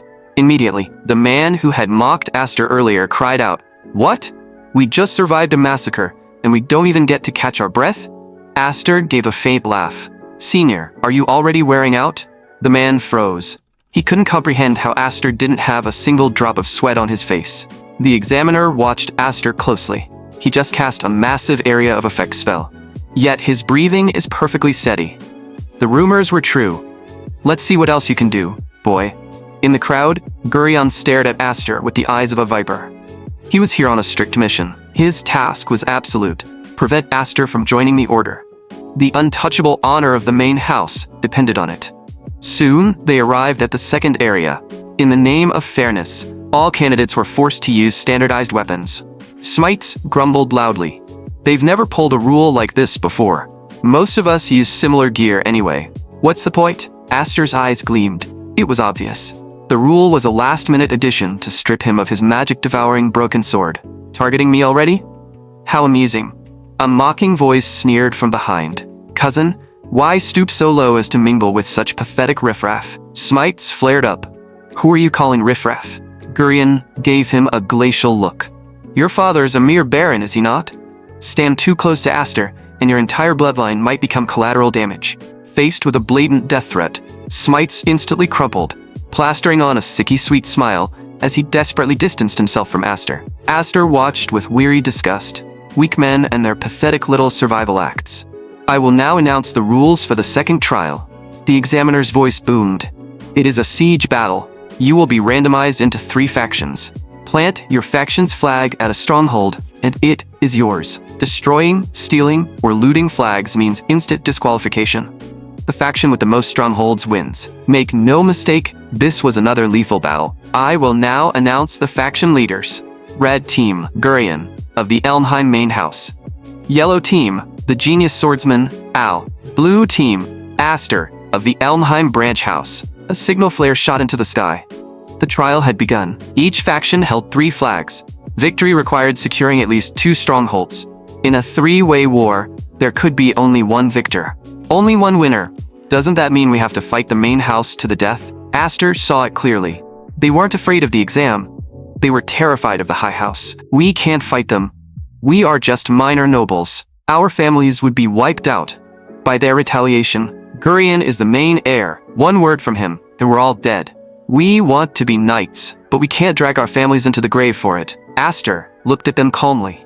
"So you are all forfeiting?" Smites stared at the dirt. "There's always next year." The others backed away, faces pale with guilt. "We are sorry. We are just too weak." In the end, the blue team consisted of 1 person. Aster. It was almost comical. Yet, he understood. The sheer terror Roderick instilled in this nation was a disease in their blood. Looking at them, Aster remembered his past life. A worthless pawn waiting to be slaughtered. That was why, more than anyone else, he understood the suffocating weight of their powerlessness. Soon after, Aster arrived at the yellow team's camp. Yet, there was no sign of battle anywhere inside. It was much quieter than he had expected. "You really did come alone." The man slowly smiled, as if everything had played out exactly as he predicted. Aster frowned. "Who exactly is this he you keep talking about? And why had this guy taken down his own team's flag?" In the next instant, shock flashed across Aster's face. The man had actually replaced his own team's flag with a red one. The man grinned. "Let me personally test this rumored 7-wing prodigy. This time, it won't be the fair fight you imagined. This is an encirclement operation initiated by House Elmheim. Right now, there's only one outsider left on this entire field. And that is you, Aster." Faced with this situation, Aster did not panic at all. Instead, he coldly declared that he would wipe out everyone on the field. Just moments ago, Aster had questioned him. "Why would you abandon your own flag? You're supposed to be the leader of the yellow team." Facing his question, The man simply answered with a smile. Because I have already formed an alliance with Gurion. This man was the eldest son of House Nolan. The Nolan family was famous for founding court swordsmanship, but over the past 2 years, the overwhelming fame of the Seven Wings had completely eclipsed this five-winged genius. In this battle, would the legendary Seven Wings prevail, or would the former five-wing prodigy prove superior? In the eyes of the examiners, regardless of the year, both of them were absolute standouts. But in this particular exam, only one team was destined to advance. Even if you allied with them, only one team can win in the end. The man laughed dismissively. You don't need to worry about that. I prepared to hand the victory to House Elnheim from the very beginning. Besides, the members of the main house are already heading to your flag's position right now. Astor asked coldly. You're working this hard for House Elnheim. Did they threaten you? The man scoffed. In the Empire today, who would be stupid enough to cross House Elnheim? I am simply making the most advantageous choice for my family. The moment he finished speaking, he swung his sword viciously at Astor. But the instant their weapons clashed, Astor's expression darkened. The sword in his hand felt like it could snap at any second. It was a defective weapon. Recalling what had happened earlier, did that examiner deliberately swap my gear for damaged equipment? The man sneered. Astor, are you really spacing out while crossing swords with me? In the next second, as the man's longsword came crashing down again, Astor's weapon shattered on impact. Astor immediately caught the broken blade in midair and spoke coldly. If you think you can eliminate me like this, you've severely underestimated me. Then, he hurled the broken blade fragment like a hidden dart. The man instinctively raised his sword to block, his face full of disdain. You think you can hit me with a trick like that? But when the man looked up again, Astor had already turned and bolted away. I don't have extra time to waste on you right now. I'll come back for you later. The man laughed. So this is the Seven Wings? You're much softer than I imagined. But suddenly, the man's gaze fell on the shattered blade on the ground. This was the weapon Astor was using? His expression shifted. This is absolute garbage. He muttered coldly. Gurion, is this your little trick? I told you, I wanted to fight Astor fairly. At the same time, Astor was sprinting back to his own camp as fast as he could. But waiting for him was Gurion's mocking voice. You seem to be late, Astor. Your camp has already been occupied by us. Earlier, Nolan said he was confident he could handle you alone. I didn't expect him to let you come back this quickly. But it doesn't matter. You're still too late. All 3 of your flags have already fallen into my hands. Astor stared at him, his voice terrifyingly cold. Gurion, is this the victory you wanted? Tell me where the other members of my faction are. Hearing this, Gurion spoke calmly. Take a look behind you, and you'll understand. In the next moment, a longsword was slowly pressed against Astor's back.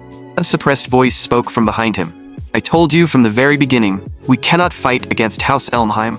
I know what we're doing is despicable, but for the sake of our families, we have no other choice. Gurion chuckled softly. Astor, you really are pitiful. On this entire battlefield, you don't have a single ally. Astor, however, slowly raised his eyes and asked calmly, Gurion, haven't you misunderstood something? Do you really believe you can defeat me just by relying on numbers? Gurion responded coldly. Astor, you are the one who hasn't grasped the situation. The victory condition for this siege battle is occupying more than 2 strongholds. Even for you, there's no time left to run around raising flags, because you simply don't have the spare energy to protect them all. Astor's tone grew even calmer. I figured that out a long time ago, so my goal, from the very beginning, was to wipe out every last one of you. Hearing those words, everyone present froze in shock. Did he just say he was going to wipe them all out? You can't do it, Astor, Gurion said, staring hard at him. No matter how strong you are, without the enhancement of your demon sword, it's impossible for you to defeat everyone. We have more than enough people to drain your stamina dry. Astor merely gave a faint smile. Gurion, you've thought this through far more thoroughly than I expected.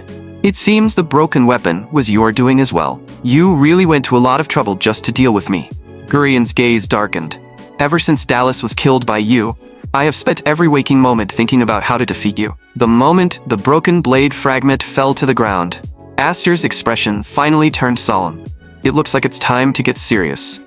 In an instant, Astor dropped low and assumed a striking stance.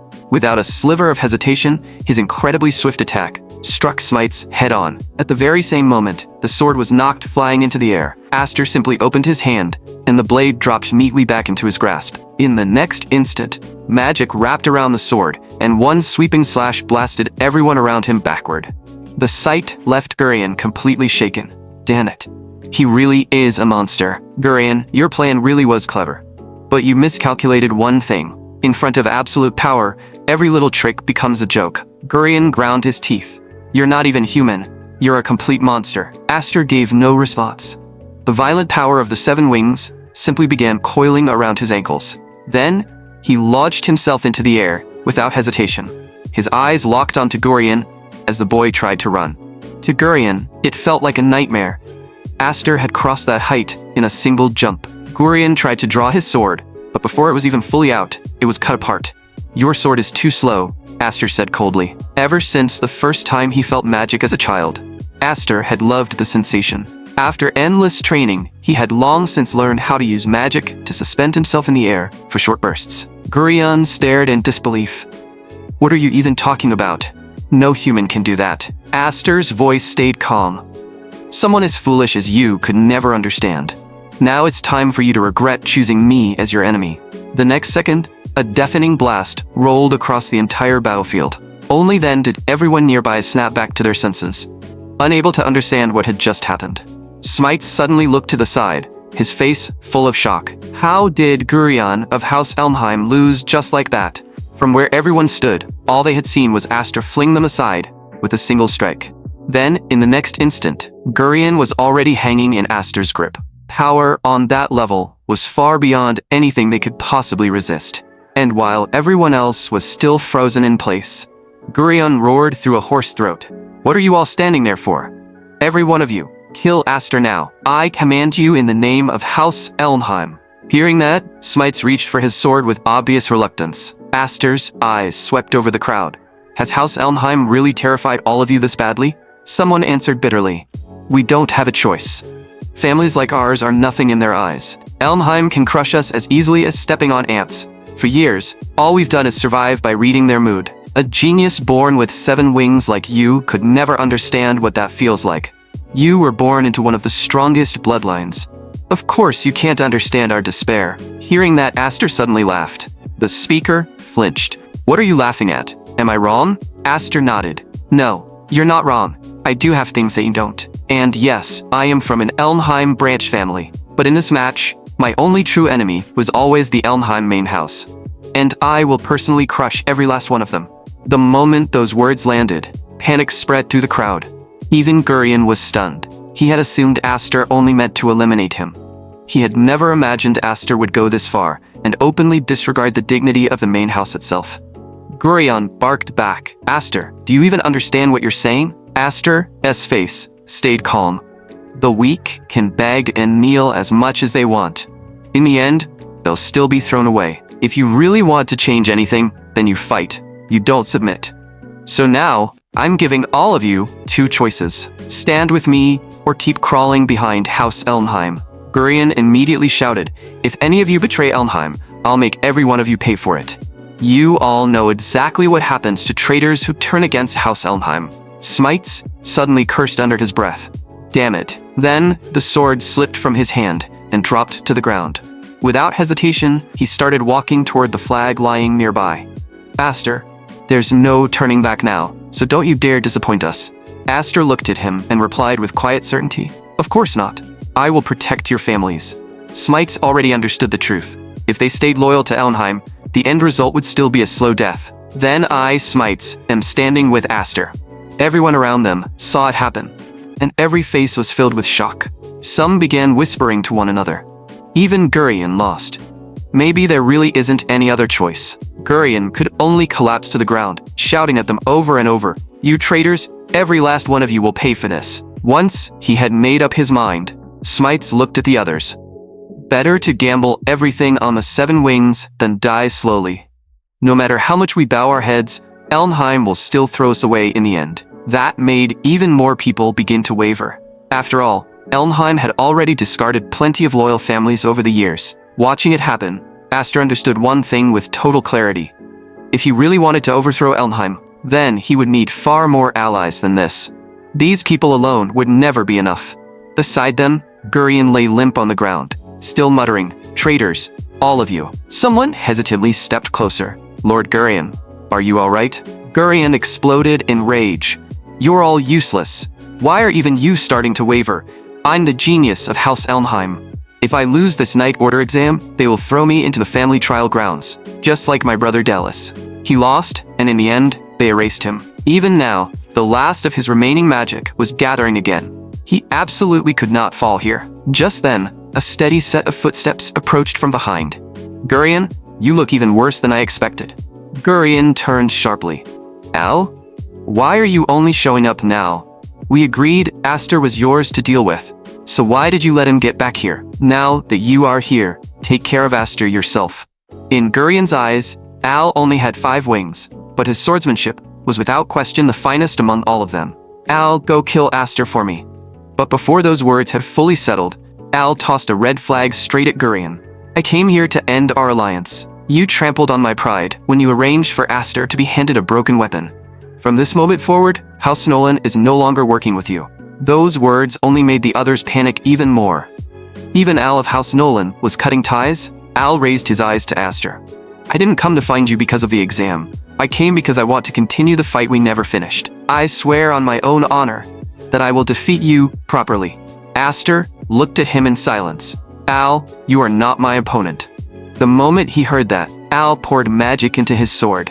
Then he thrust at Aster with a furious shout. I'll prove that 5 wings are not inferior to 7. Aster gave a faint shake of the head. I'd like to settle this with you too. But first, let me take care of what's in front of me. Even as he spoke, his sword came crashing down and hammered Al's weapon straight into the ground. Al glared up at him. What could possibly be more important than deciding the winner and which side advances? If we want to enter the Royal Night Order, then a battle like this was always unavoidable. But Aster simply shook his head again. We don't have to move according to a script someone else wrote for us. Al, you're a true knight, and I would honestly like to see you at the academy in the future. Al answered in a low voice, but only one of us is supposed to get in. Aster turned his gaze toward the others. I didn't gather everyone under me so they could fight Elmheim on my behalf. Before my real plan can begin, I need everyone here to accept my command. And that plan is simple. Every candidate here will pass this exam. The instant he said that, both Al and Gurion looked at him in complete disbelief. You're saying all of us pass? That's impossible. Aster didn't answer. He only started walking toward Gurion. Gurion's voice shook. Aster, what exactly are you trying to do? Aster replied calmly, Don't be so tense, Gurion. I just want you to join me too. A short while later, the chief examiner arrived on the scene in visible disbelief. What exactly do you people think you're doing? One of them answered immediately. Reporting to the chief examiner, the rule states that victory goes to the side controlling more than 2 positions. So if we place all 3 flags together, that still doesn't technically break the rules. The chief examiner's face darkened. Are you mocking me? Are you seriously trying to make every examinee pass? Seeing how furious he was, the others all clenched their teeth. Would he really accept such a shameless loophole? The chief examiner stared coldly at Aster. If I order you to defeat the enemy, and instead you shake hands with them, do you really think that counts as completing the mission? Aster answered evenly. If the enemy has become a friend, then destroying them becomes the worst possible option. The chief examiner's expression turned ugly. I'm not here to trade words with you. All of you will resume the match immediately. Aster did not back down in the slightest. The rules never explicitly say this isn't allowed, and since it doesn't violate them, then you have no right to force us to change the outcome. Or are you saying that just because you dislike this method of passing, you can deny it by yourself? Besides, if the battle really continues, then House Elmheim will be the side I eliminate. And when that happens, the people with a real headache will be the ones above you. Not long afterward, Aster and the others sat in the hall, waiting for a decision. The chief examiner had simply never seen a method of passing like this before, so he had no choice but to consult higher authority. Al looked over at Aster and said quietly, Aster, there's something I'm genuinely curious about. What exactly did you say that convinced even a son of House Elmheim to accept your proposal? Aster only smiled faintly.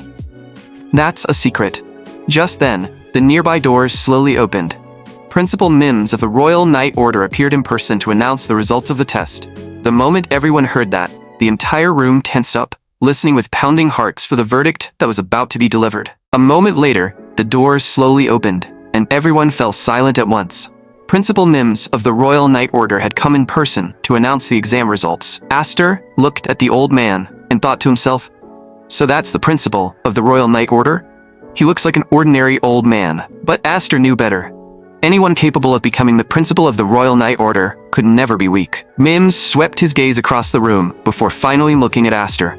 "So you're Aster. You forced us to make quite a difficult decision. Since the founding of the Royal Knight Order, this is the first time so many new recruits have passed at once. During the meeting just now, some even suggested that the entire exam should be restarted." The moment they heard that, everyone grew tense, waiting anxiously for the final verdict. Mims pressed his lips together for a moment. Then he announced in a firm voice, "The final decision is that we will accept all of you." Hearing the result, Gurion remained frozen in place, still unable to believe it. They actually passed? Smites, on the other hand, turned to Aster in excitement. "Aster, did you hear that? We actually made it into the Royal Knight Order." Mims continued, "First of all, welcome to the Royal Knight Order. I hope every one of you will serve this nation well in the future." A little while later, Smites was already cheering. "The facilities here are insane." He had taken the exam countless times and failed every single one. Yet this time, thanks to Aster, he had actually passed. Aster only said calmly, "This was the result of everyone's effort. It wasn't my achievement alone." The others were overwhelmed with excitement. "We never dreamed they would actually let all of us pass. Aster, we'll follow you forever." Al couldn't help cutting in. "You people were his enemies not long ago, you know. And Aster, don't think I'm thanking you for this." Smites immediately laughed, still acting proud after losing to Aster. "Young master." Al snapped back at once. "I did not lose to him." Watching the noisy group, Aster understood that this was only the beginning.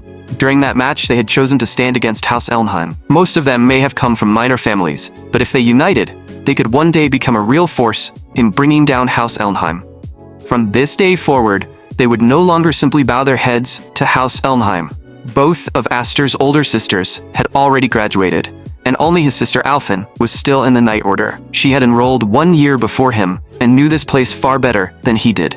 Tomorrow would be the first day of new recruit training.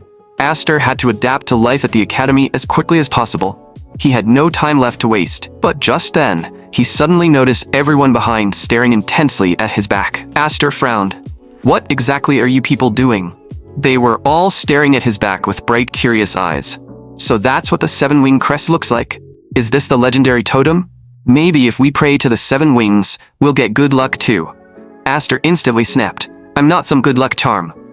Off to the side, Al sighed helplessly. "Looks like this entire year is going to be exhausting."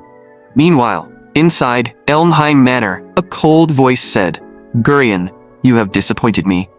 In the end, you only passed because of his 7 wings. You even let him say, right in front of you, that he would bring down House Elnheim. How could you simply stand there and watch our family be insulted?"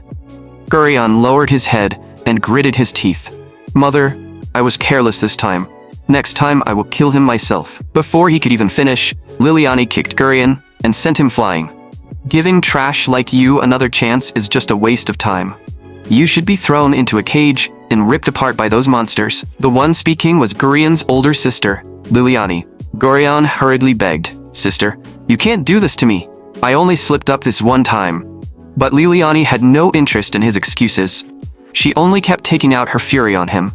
Gurion endured the humiliation, but in his heart, he blamed everything on Aster, because earlier, Aster had forced him into cooperation, and even turned his own secret against him. "You don't want the main house finding out you cheated, do you? The main house values dignity more than life itself.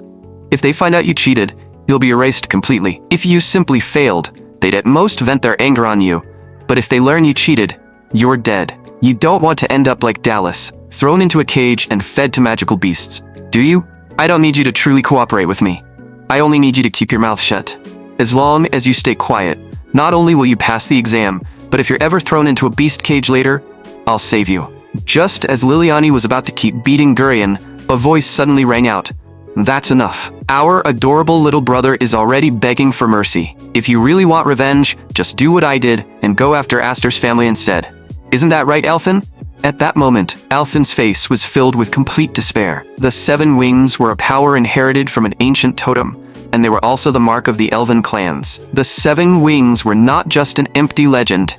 None of you should underestimate him. I may despise that seven-winged brat, but the power of 7 wings is absolutely not something to take lightly. Don't worry, mother. I'll make that 7-winged boy kneel beneath my feet. After all, that so-called 7-winged boy had shattered the anti-magic pillar with a single strike.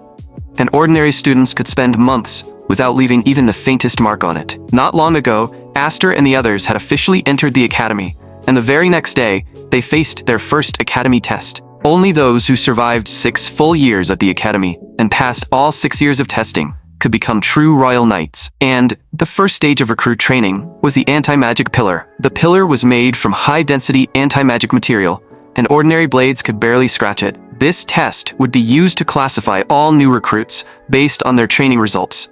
The lowest rank was grade 6 knight, while the highest was grade 1 knight. The higher the rank, the more chances a student would have to learn advanced techniques. Gurion stared at the pillar in disbelief. Is that really something a human can break? In the next moment, Al coated his sword in condensed magic, and before long, the surface of the pillar was covered in scars. Among ordinary students, Al was already above average, at least skilled enough to wield magic properly. The examiner then said, "Only when you can perfectly fuse magic and swordsmanship together can you be called truly strong." The moment those words fell, right behind them, Aster had already coated his sword in magic. Without the slightest hesitation, he swung straight at the anti-magic pillar. Sensing the terrifying surge of magic, everyone gasped and turned around at once. The so-called indestructible anti-magic pillar was shattered in a single instant. Not only that, the upper half of the pillar had been completely reduced to dust. That scene immediately caught the principal's attention as well. On his very first day as a recruit, Aster had utterly obliterated the anti-magic pillar. He had even pulverized the entire upper section into ash. A little while later, Smites couldn't help muttering, "I didn't expect there to be this many tests, even after getting into the Knight Order. And there's even a Knight ranking system." Then, he looked at the card in Aster's hand. "Looks like in this year's class, only you and Al didn't start at grade 6. You two actually skipped trainee grade 6 and started directly at the official Knight level." Aster smiled. "No matter what rank we start at, anyone who wants to become a true royal knight has to reach at least grade 2. Smites immediately said, "Grade 2 knight? Boss, that's nothing for you to worry about." Aster paused. "Boss, why are you calling me that?" Smites looked surprised. "Aster, don't tell me you forgot. You said it yourself before. You were going to lead us in overthrowing House Elmheim. A lot of the new recruits have already taken those words seriously. So from now on, let us follow your lead and bring down House Elmheim together." Hearing that, Aster smiled. "If you really want to do that, then you'll have to work a lot harder and get stronger." Then he looked down at the card in his hand and quietly reminded himself that he needed to work even harder too. Aster had been training all day, so now he needed to hurry and get something to eat. But before long, he noticed a commotion coming from the dining hall, as if something had happened. The moment the others saw Aster arrive, they immediately shouted, "Looks like we've got trouble. Aster, you finally showed up. I've been waiting for you." Aster hadn't expected this person to still be at the academy. It was the most brutal pair of siblings in the Elmheim family. "It's been a long time, my dear cousin." Julius, the second in line to inherit House Elmheim. He was the most deranged heir in the entire family, and countless people within the family itself had died by the hands of these siblings. They were, without question, the true lunatics of House Elmheim. Liliani looked at Aster and laughed softly. "You've grown even more charming than when you were little. Unlike my brother here, he's still completely useless." Gurion endured the abuse helplessly, his heart filled with nothing but humiliation and despair. Smite stared at the mask in shock, feeling that the whole thing was twisted beyond belief. It was the Iron Mask, one of House Elmheim's torture devices. In his previous life, Aster had suffered through that punishment many times. "You're just trash, from a branch family. And yet you know about the main house's torture methods? Gurion, today is your first day as a recruit. Consider this Iron Mask my reward for you. Once you put it on, none of you will be able to eat without my permission. The main house's followers around you are no exception. If you obey, I may still reward you with water and food." Aster's heart sank. Was the Iron Mask truly impossible to remove? Was there some kind of magical shackle placed on it? And why did everyone wearing one have such strange eyes? Oh, I forgot to tell you. Wear the Iron Mask for too long, and your mind slowly starts to break. Aster, I prepared a special gift just for you two. Come out. In the next instant, terror flashed across Aster's face. He kept repeating under his breath, "Why? Why is my sister, Alphen, in his hands?" Julius, How dare you lay a hand on my sister? I will never allow anyone to hurt my family. He immediately drew the demon sword in his hand, his rage erupting all at once. I'm going to kill you. You just crossed the line. Julius only smiled in excitement.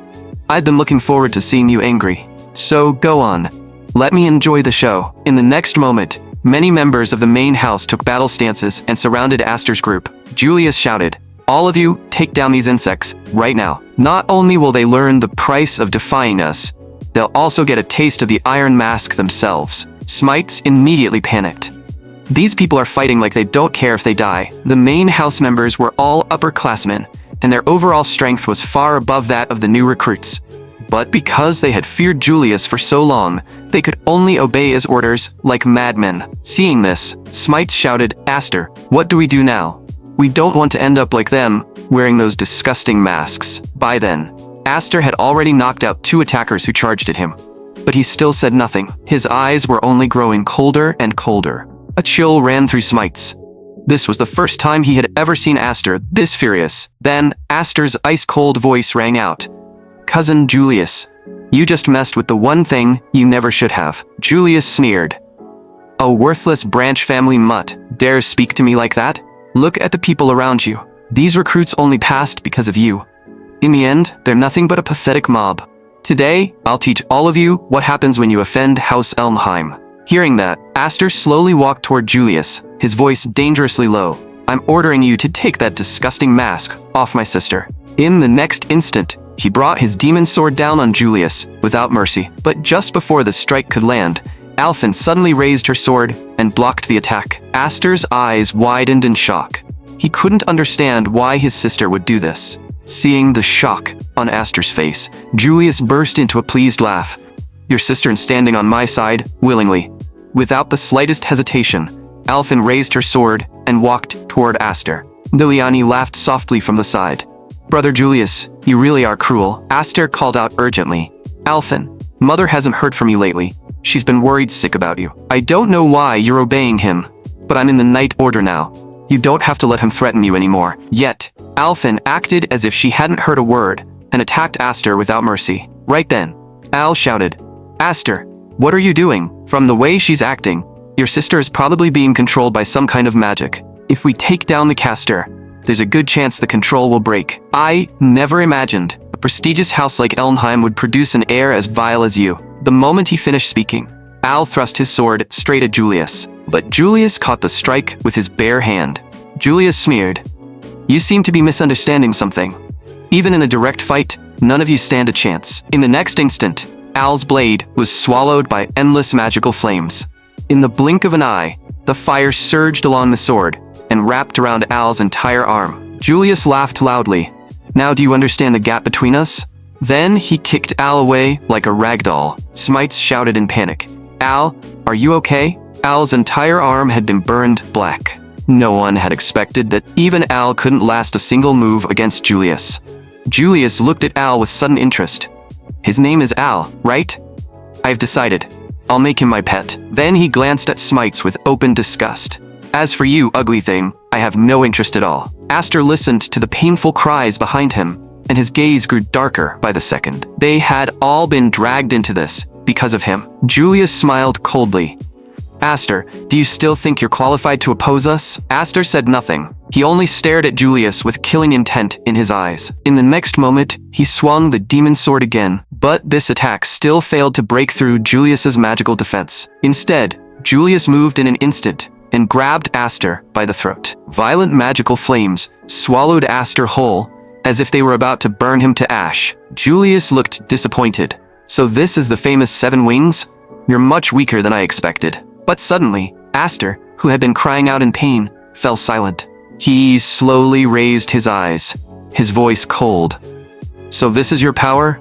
You're much weaker than I expected too." As those words fell, magic began gathering around the demon sword in his hand once again. The next instant, the power erupting from the blade swept through the area and formed a violent magical tornado.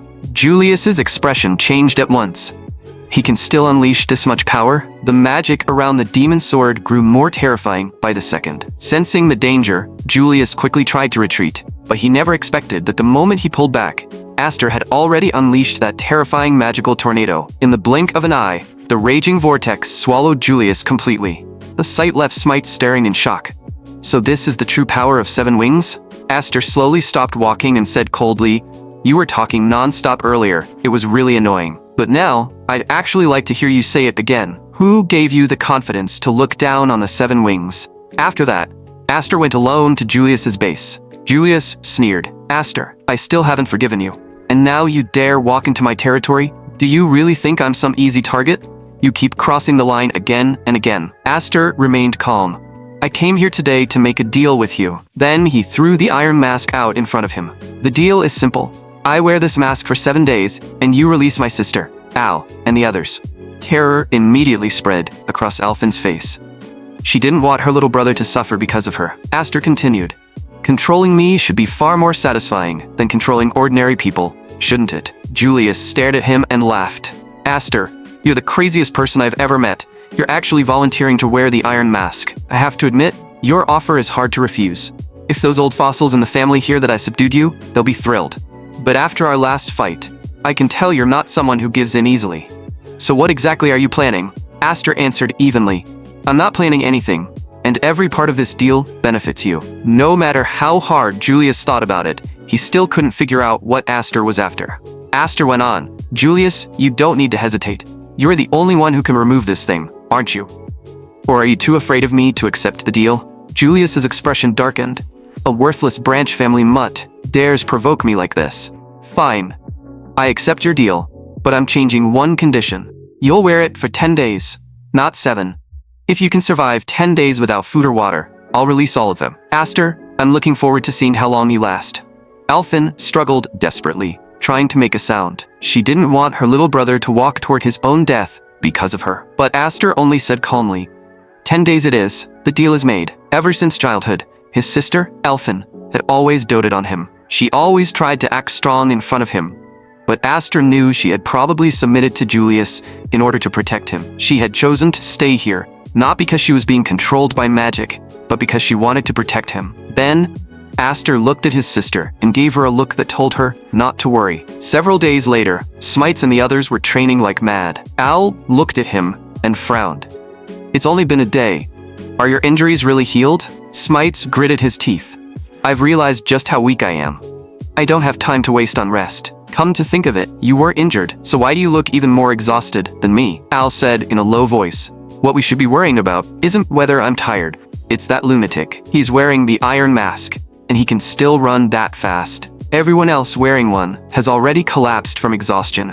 Even those of us training normally without the mask are starting to feel our legs give out.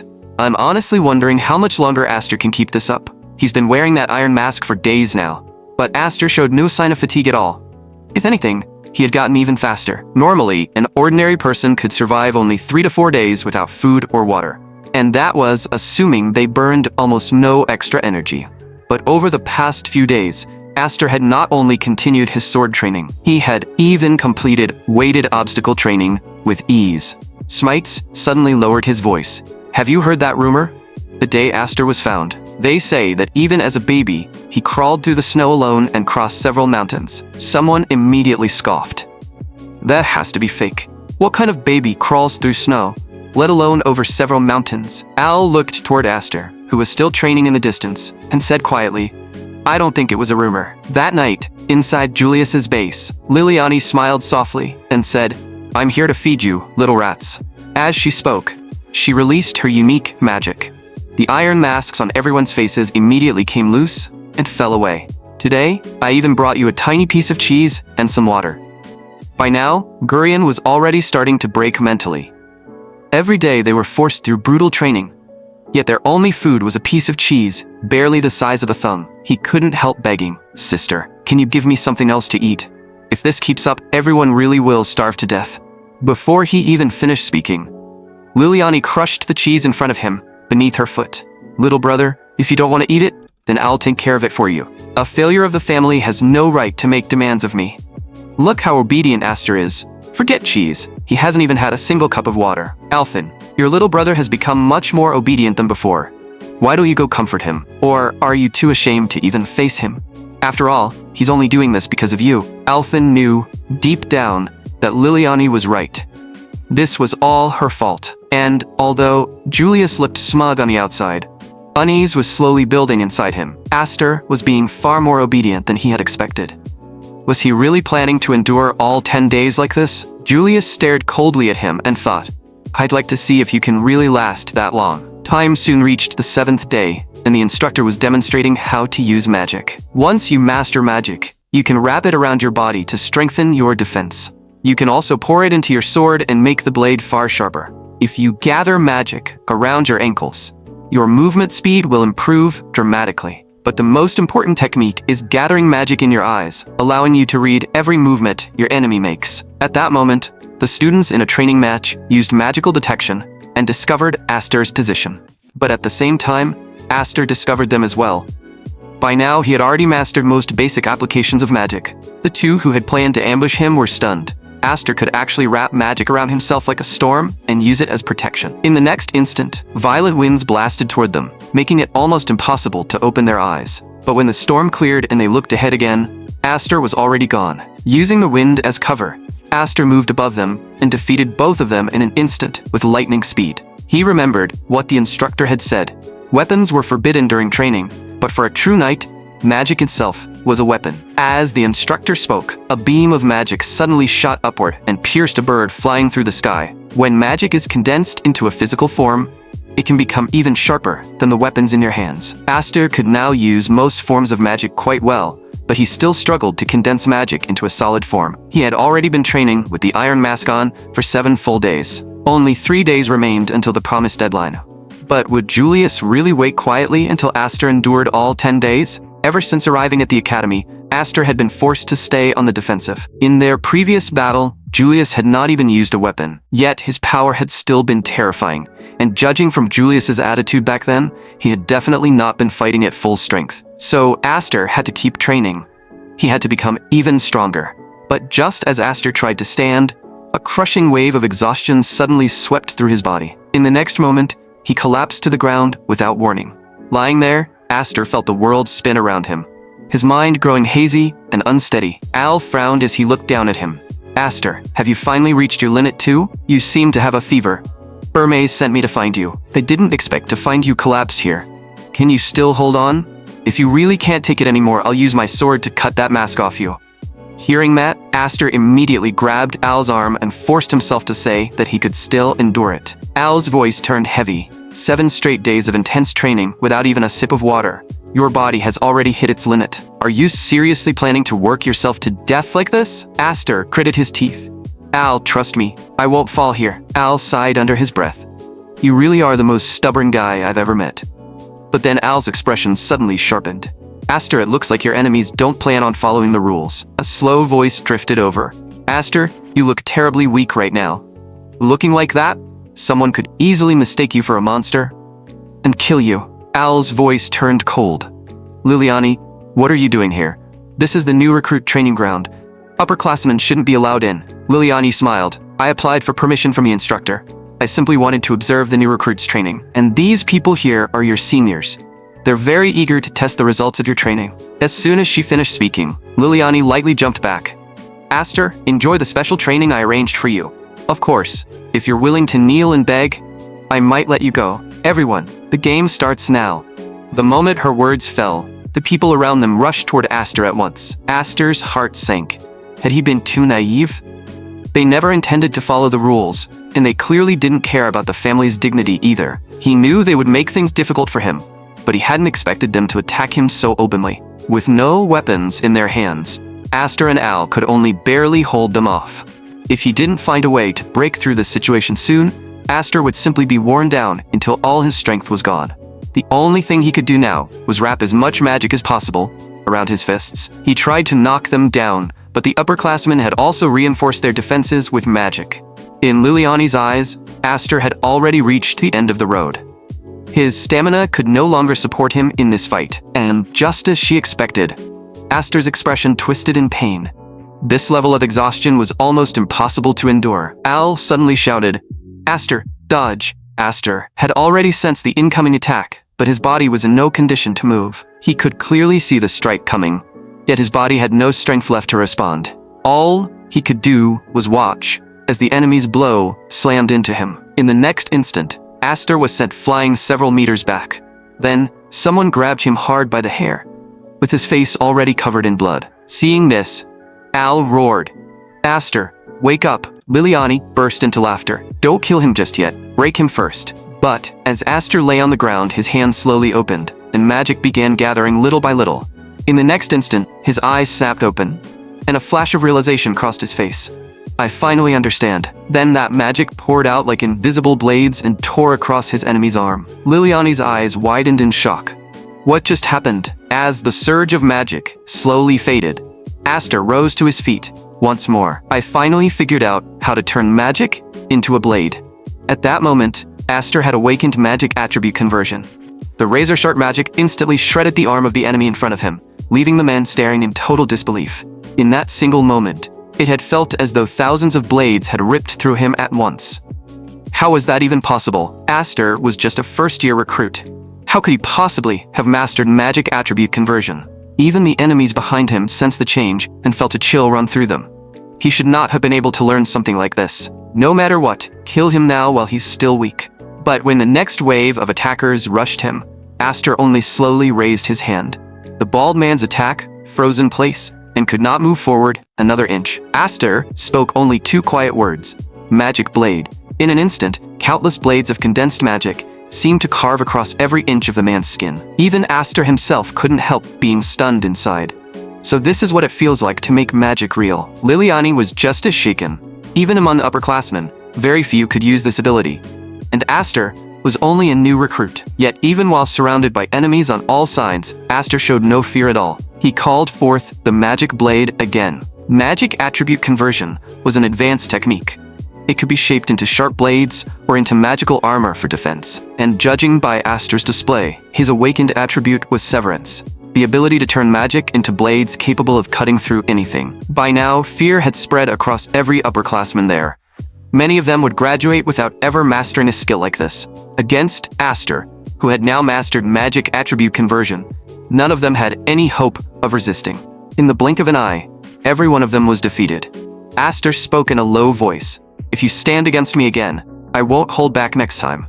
Off to the side, even Al was stunned. Even weakened, the power of the seven wings was still beyond what ordinary people could oppose. But at that very moment, Liliani suddenly started laughing again.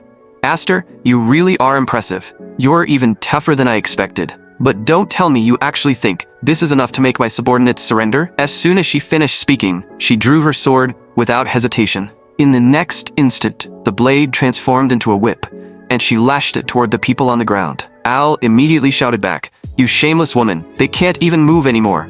But right then, a strange sound suddenly came from the iron masks on the upperclassmen. Without warning, every single mask fell off at the same time. Liliani's face changed instantly. What just happened? The others were just as stunned. "Our binding iron masks, they've all been released?" One of them trembled with emotion. "I can't even remember the last time I breathed this freely." Al looked at Astor in shock. Had Astor actually released their restraints during that fight? Liliani stammered, "So, what if they're free? You're all still my pets. Even if he helped you take them off, you'll just have to put them back on later. Everyone listen to my command, kill Astor right now." But the crowd only stood frozen in place, clearly no longer willing to obey her orders. Liliani shouted in rage, "What are you doing? Are you trying to betray me?" Astor said coldly, "You never treated these upperclassmen like human beings. I doubt they want to live the rest of their lives like that. Your subordinates no longer want to be controlled by you. So, Liliani, are you going to face us yourself now?" Liliani gritted her teeth. "You filthy little traitors. Don't think I'll let any of you off easily. Stay here for now. I'm done playing this game with you today. Oh, and Astor, let me remind you of one thing. Your actions represent House Westcott. Every move you make could lead to the complete destruction of your entire family." Astor knew that better than anyone. Because he had been thinking about his family, he had allowed himself to be held back again and again. He had to find a way to break out of this situation completely. But in the next moment, Astor's body finally gave out, and he collapsed. Just as he fell, his sister, Alphen, suddenly appeared and caught him in her arms.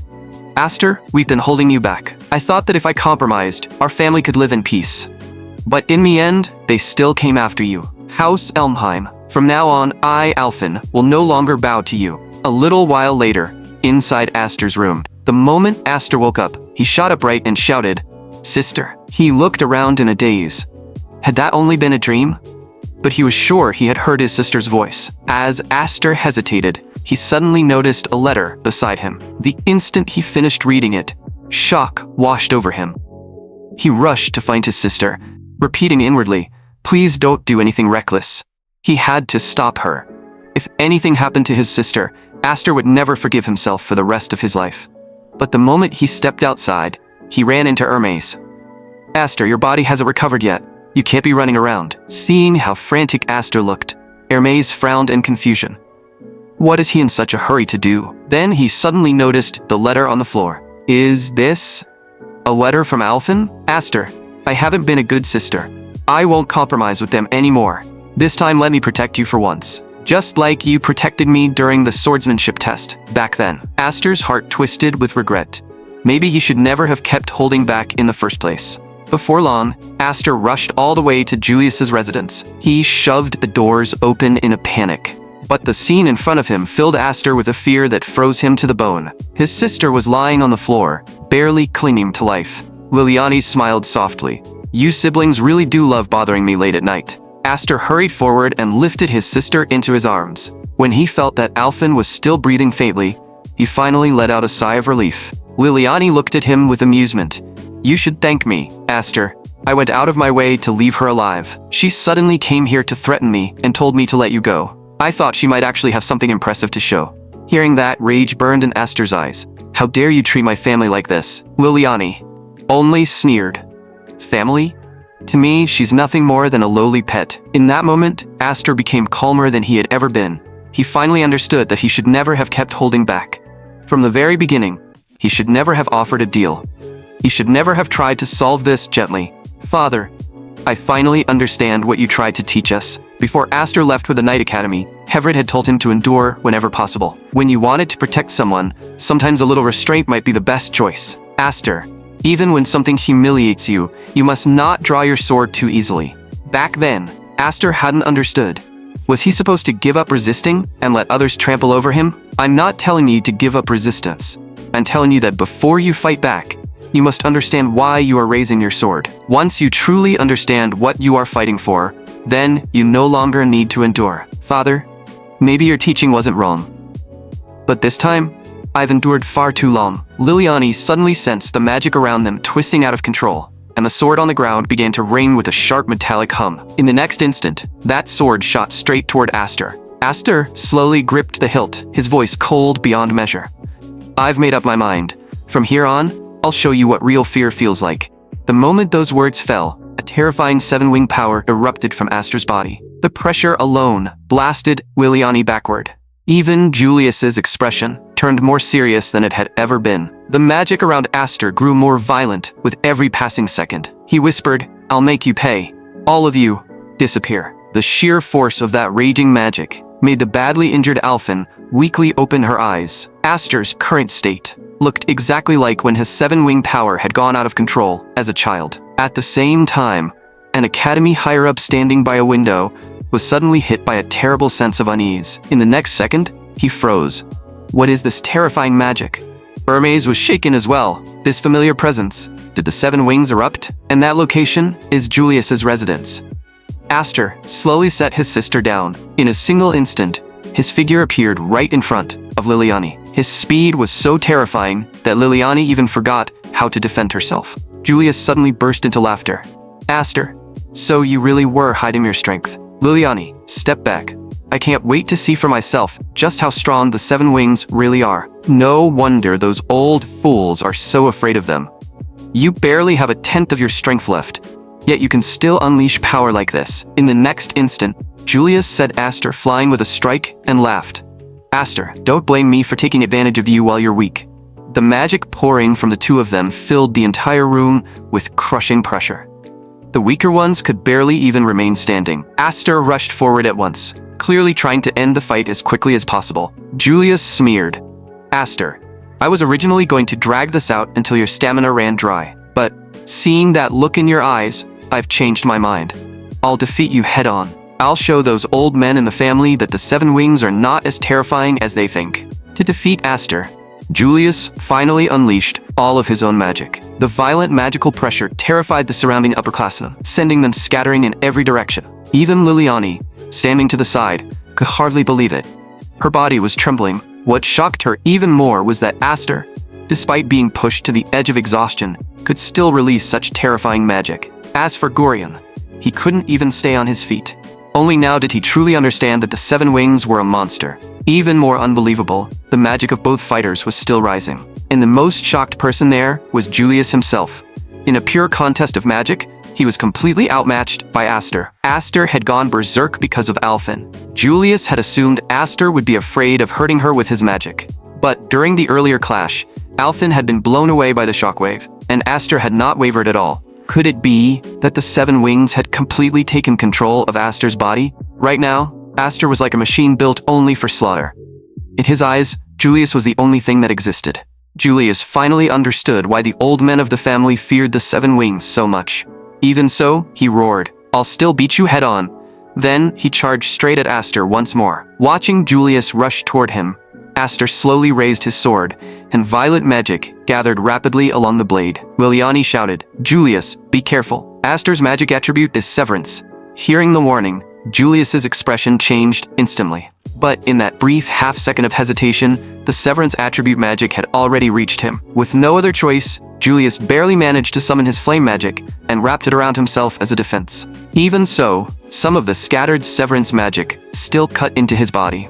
Julius had to release all of his magic just to barely block the strike.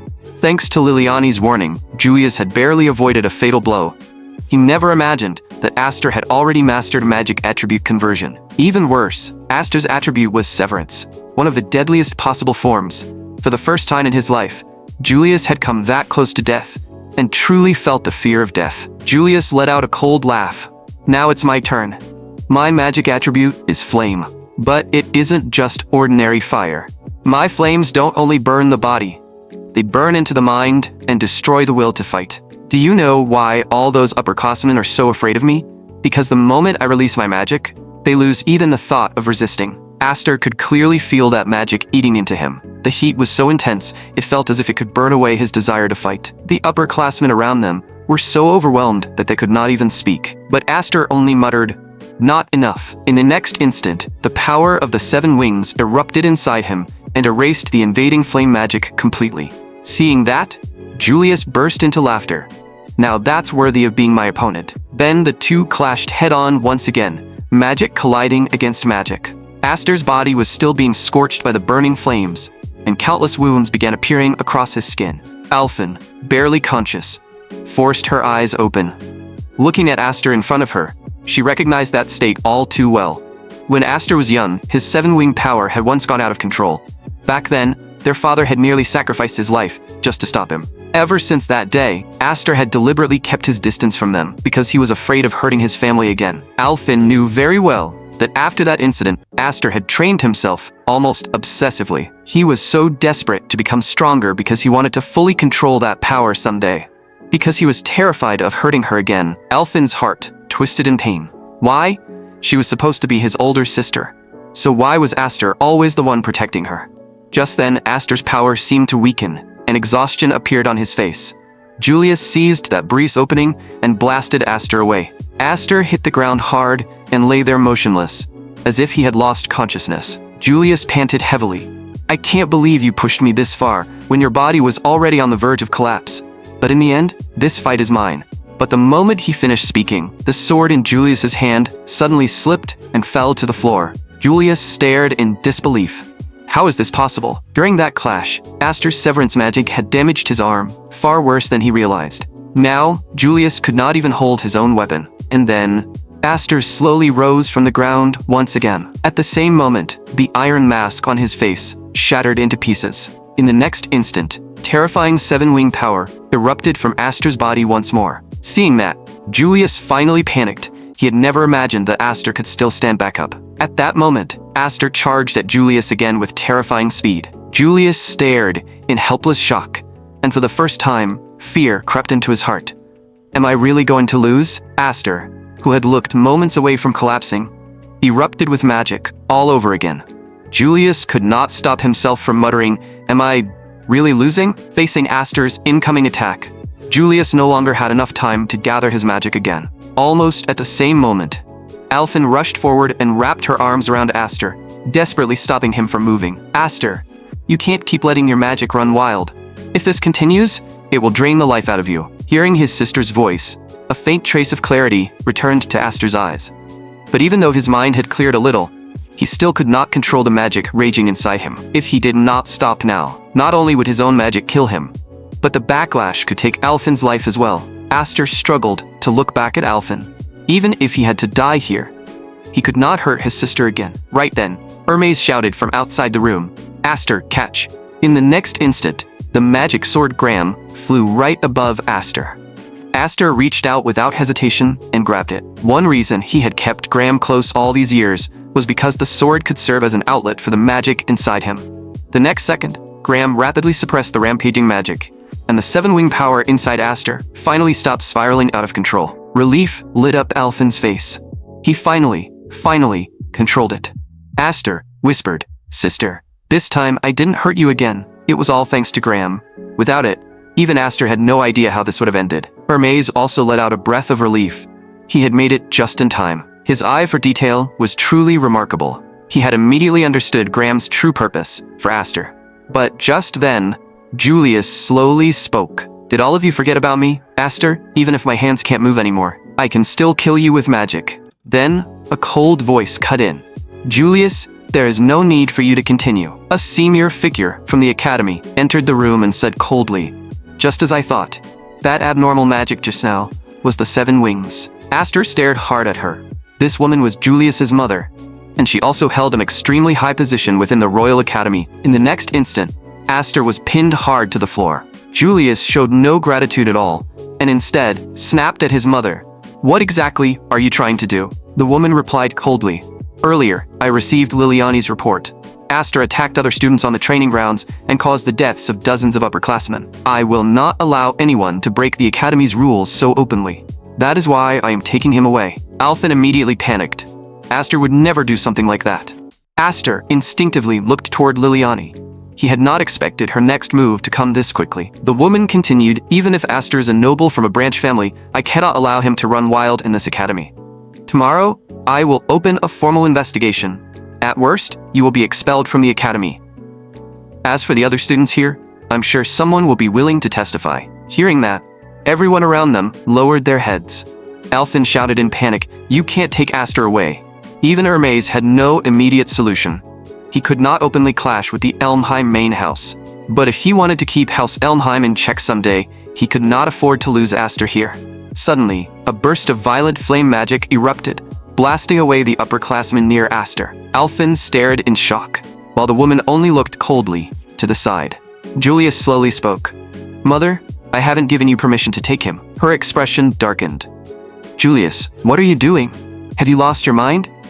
Are you saying Aster must stay in the academy?" Julius answered coldly, "I don't need you interfering in my business. Aster is mine to crush. I don't want people thinking I lost a fight and had to run to my mother for revenge." The woman's voice turned even colder.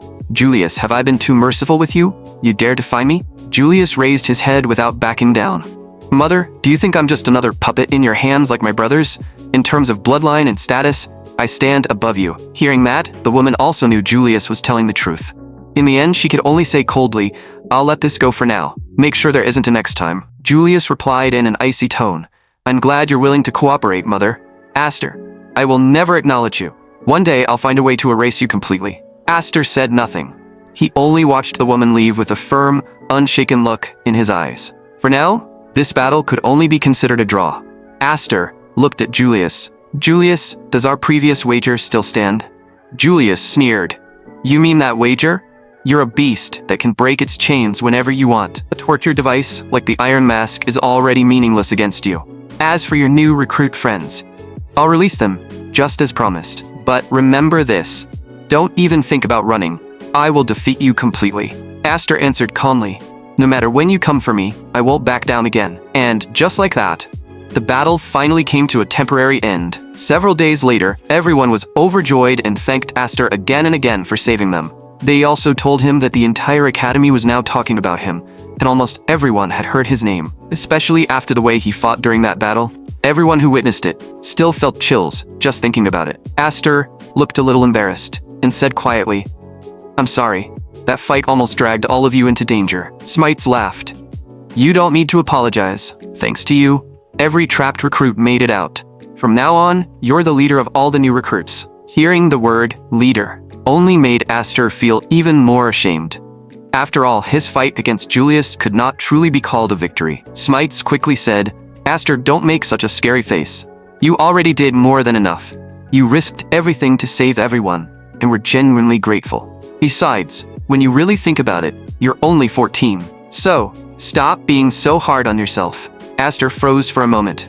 In his previous life, he had never had friends this considerate. Then someone suddenly asked, "Aster, by the way, what's going on with your sister? Ever since she came back, she seemed really down." Aster knew that too. Ever since the last battle, his sister had seemed to be avoiding him. Was it because she had been forced to side with Julius before, and now felt guilty about it? Suddenly, there was a knock on Aster's door. Aster paused. Who could it be this late? Then, he got up and opened the door. Alphen stood outside and asked softly, "Aster, can I come in and talk to you for a while?" To clear the air between them, Alphen had finally decided to speak with Aster herself. She took a deep breath of fresh air and murmured, "It's been so long since I felt this light. And it's all thanks to you, Aster. You saved me." Aster looked slightly embarrassed. "It's not like I went there just to save you alone." Alphen smiled softly. "Aster, that habit of yours hasn't changed since you were little. You clearly came to save me, but you still refuse to admit it. Honestly, when you appeared, I was really happy. But part of me also wished you hadn't come. What older sister wants her little brother to see her in such a miserable state? I always wanted to be a reliable sister in your eyes. But now, including this time, you've already saved me twice.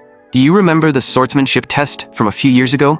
Even when you stood against the strongest leader of the main house, you didn't show the slightest fear. That was when I realized your heart was much stronger than mine. So I tried to become strong like you.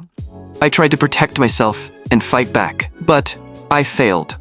Against the bullying of the main house, I couldn't do anything. At first, I obeyed Julius because I wanted to trade myself for your safety. But in the end, I ruined everything.